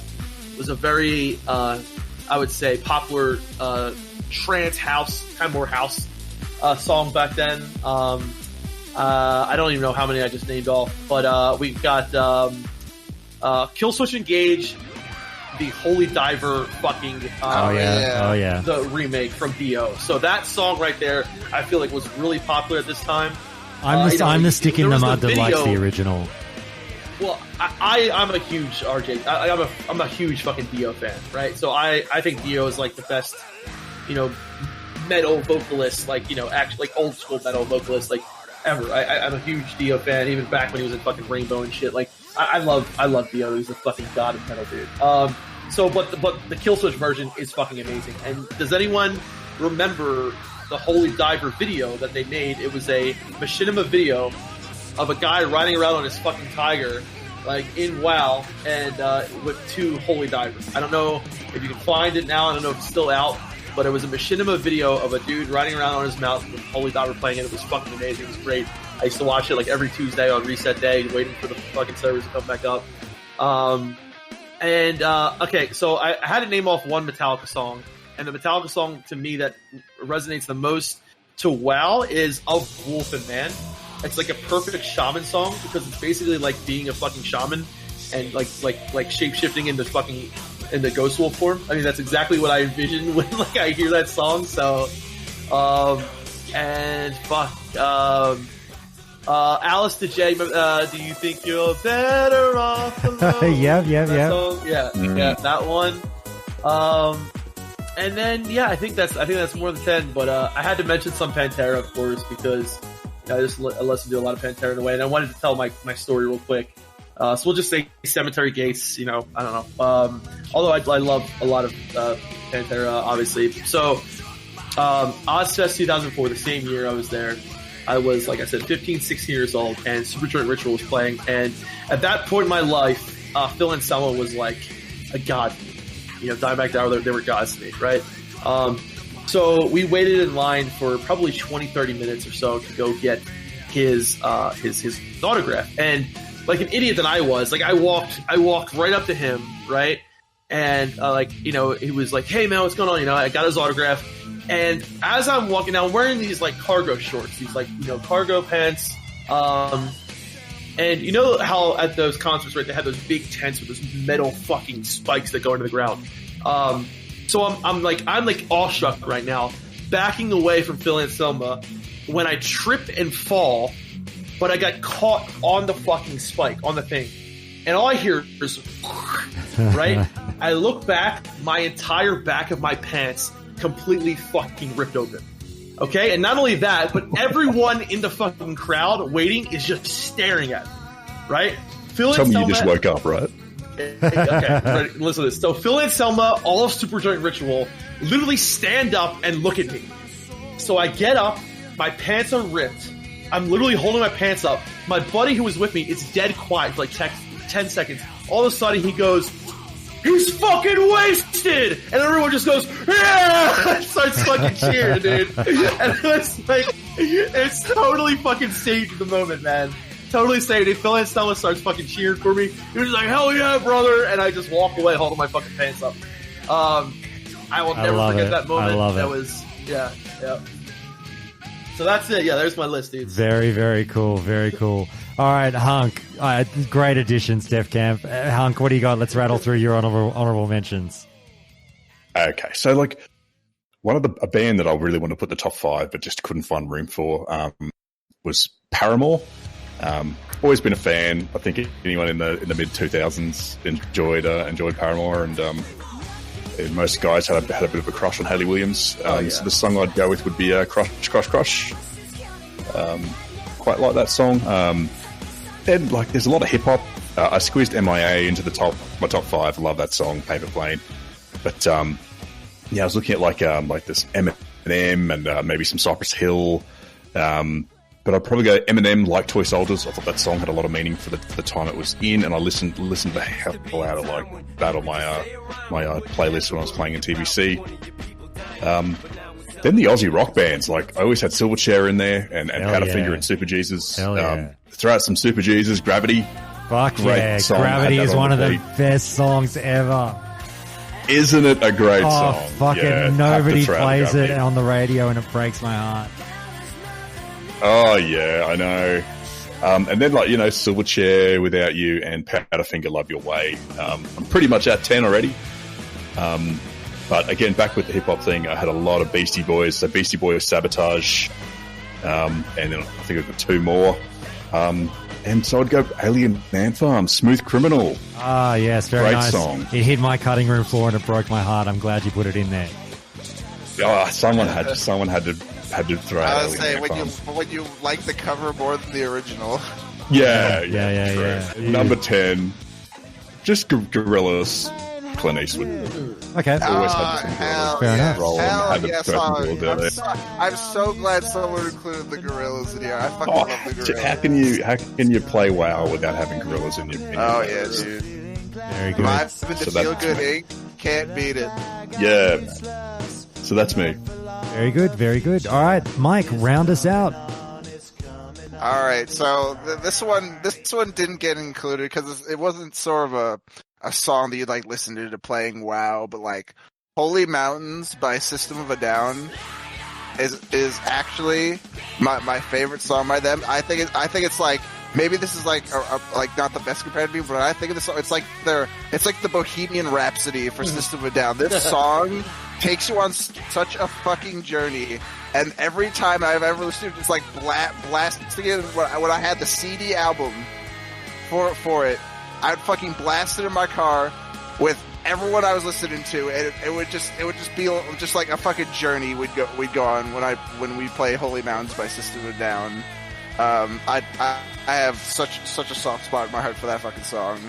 Then I, as I mentioned earlier, I have Freak on a Leash and Twisted Transistor by Korn, probably 2 of my favorite songs by them. Like, they define the new metal genre. There's no way they were not going to be somewhere on my list. Then I had, I'm so sad, no one fucking mentioned Rammstein. Like, Hello? Like, fucking Mutter by Rammstein. Fucking love that song. Also, Hatred Copter After by Death Clock. I know they're not, sort of like a real band, but they had a freaking TV, like the Metalocalypse TV show. I fucking love Death Clock. I fucking love Nature Copter. Yeah, fucking Chiron by All That Remains. Another All That Remains. Death Cab. I don't know whether or not you know that song. Oh yeah, fucking, dude. The Only by Static X. All the like. I'm not crazy about the Static X as a whole, but that was easily one of my favorite songs. So I listened back then. X's and O's by Atreyu. Yeah. That is a classic song. Is that the pirate one? Is that like the pirates? Or no? Is that I'm thinking of a different one? No, you're thinking of a different one. This is one that was in like a shit ton of like PvP videos back in the day. This is like the song like people played from Atreyu. Oh, I was thinking of it. Yeah. I know what you're saying. Yeah, I know that song now. Yeah. And then then I had and then obviously more Slipknot songs. I had Duality and Pulse of the Maggots. I just fucking Pulse of the Maggots to me just like I thought it was just sort of an appreciation for their like just their like their fan like the Slipknot fan base and even just the metal community as a whole. I thought that was just a great song from System of a Down, or not System of a Down. Slipknot. Wow.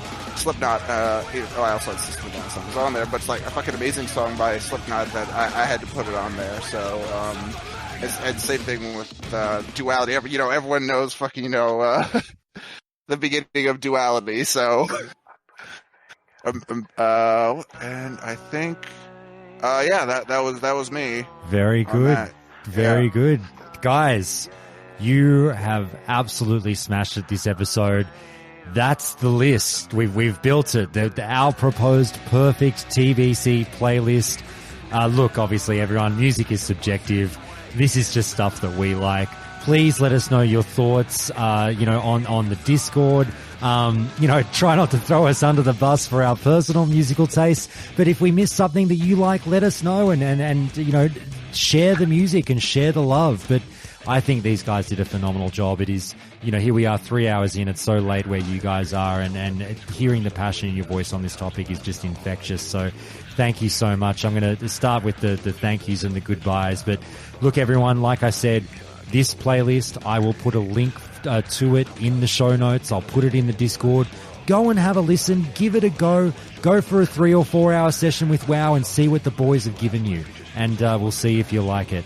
But I'll start out with you, Lich. Look, mate, like I said, I've had such a ball watching your streams recently, and I really do recommend everyone go and say hello to Lich on stream. He is just the loveliest guy and such a warm presence to be around, and fucking handy PvP player, quite frankly. So please, Lich, tell people where they can find you on Twitch. Yeah, well, first of all, thank you so much for having me on the show. You can find me at just twitch.tv/LichCult. I'm also on Twitter. You can find me on there as LichCult as well. But before I get to say goodbye, I want to say if there's any listeners out there that actually counted, I only listed 8 tracks. I promise I'm not dumb, and I can read. So my last 2 don't have to go into discussion at all. That's not what it's here for. It's for the playlist. Shock by Fear Factory and Ambitions as a Writer by Tupac. But anyways, I just want to say in closing, thank you so much for having me on the show. It's been a pleasure meeting you guys. Y'all are all really stellar dudes with great music taste. Hunk, I appreciate all the random grenades you threw in there, and I think that this is just overall a great experience. So thank you guys for very good. having me, and thank you. Thank you, mate. That's Lich Cult, everyone, spelled LICHCULT, all one word. Go and check him out. Next up, Def Camp, mate. You have been smashing it on Twitch. You are blowing up, brother. What's up? You're a fucking celebrity now. We started talking a few years ago, and you're just some guy from Philly, and now you're this big celebrity. What's going on? I'm streaming full time now. I'm streaming full time on twitch.tv/defcamp. I'm also, you can find me at YouTube, Defcamp Letter on TV. Luckily I've been able to actually do this for a living, and it's a fucking dream come true. I'm having a blast right now playing on the TBC beta. we got a fucking beta keys to give away tomorrow, ladies and gentlemen. So if you're around this tomorrow, won't around 4 be PM, published for a long time, Def. But there we live go. on stream, the Never mind. people can check you out listening live. Oh, the people on stream. Yeah. But yeah, you come by and check me out at twitch.tv/DefCamp, where I'm playing usually a holy priest, and going to be doing some discipline priest and PvP, and just having a blast, guys. You know, always like to have fun and enjoy life on that. Very good, very good. All right, Hunk, mate. You're not a streamer, but shout out whatever you'd like to shout out, big guy. Can I just shout out the Countdown to Classic Discord and the TBC subreddits, TBC Classic subreddit. You're too kind. We should shout out my 49. Loaf Guild, mate. Yeah, Loaf. What's that, sorry? Sorry, I said big shout out to Loaf, but get yeasty with it. but also we should shout out Footy Night. The Grim Boys and the Footy Night, yes. Yeah, Friday night footy you want in the AFL? Countdown Discord. Come and hang out with Hunk and Patricia and I. And I'm just glad that my eclectic random music tastes could get thrown out there today. No, you did great, mate. You did great. Dilute some of the metal. Mike, Balls of Steel, always a pleasure, sir. Shout out whatever you would like to shout out. I would like to shout out my my classic WoW guild countdown on Earth Fury Horde side. If you know going into TBC, if you know you're out there looking for a guild for TBC, or we take players of all different varieties. We're gonna have raid groups of all different varieties. If you just want to play with an amazing, like-minded community based around, this amazing Australian man that hosts this amazing podcast, come join us. You're too kind, mate. You're way too kind. Thank you for that. And yes, please do listen to Mike, everyone. If you are interested, go and hit up Countdown if you're board side on the US server. And last, but definitely not least, as far as I'm concerned, the fucking MVP of this call, Jason, the starting zone. Everyone, look, I'll help Jason out a bit with the plug here. A lot of you do dabble with retail and maybe even play retail a fair bit, just as much as you play classic. If that is the case, hey, if you like Countdown, you like me, Jason's my boy. You'll like the vibe that he's got going on over there with Spencer at the starting zone. Please do go and check it out. They are a great pair and it's a great podcast. Jason, go nuts, mate. Plug your stuff. Where can people find you? What's going on? Well, first, I just want to thank you, Josh, for the invite again. I mean, it's always a pleasure to sit down with you and talk about whatever we get into, and with the amazing panel that you always seem to assemble as well. So, eternal thanks, and thanks for all the kind words. And I consider a Countdown sort of the classic era sister show to Starting Zone in some ways. For sure. I feel like we sure. have. We have sort of similar. I mean, your show's a bit more community focused than ours. I mean, ours is more sort of, more of a hey, here's what's going on. Here's the news. Here's our take on the news. Here's stuff you can check out. Whatever. But I feel like it comes from a similar kind of place. So I feel a kinship there between the two Definitely, projects. definitely. So I appreciate you saying that. And I just want to shout out our incredible panel tonight. What a fun discussion! I think everybody kind of approached. First of all, it was a great topic and a great idea for the show, Josh. And I think everybody brought their own sort of take on it, right? Because the instructions were a bit ambiguous. So it's like whatever this means to you, do this thing. And everybody kind of brought a different flavor to it. Like I really like that Def brought in like stuff that was sort of attached to WoW as a community entity or a conversation topic at the time, right? I was totally walled off from the WoW internet community at this point in time. So this stuff is all new to me. I wasn't watching YouTube videos and stuff. Like that is outside of my wheelhouse. It never even would have occurred to me. I was sitting in my bedroom playing WoW, listening to heavy metal. That's what I did. So like that, I think that element that brings a lot of cool stuff there as well. And like everybody bringing in local flavor and stuff, like that's really fun. I mean, maybe some people will hear stuff they never would have heard of or would have ever checked out. And I think that was a really fun part of the conversation as well. So thank all of you guys for bringing that in, because it's been a really fun chat.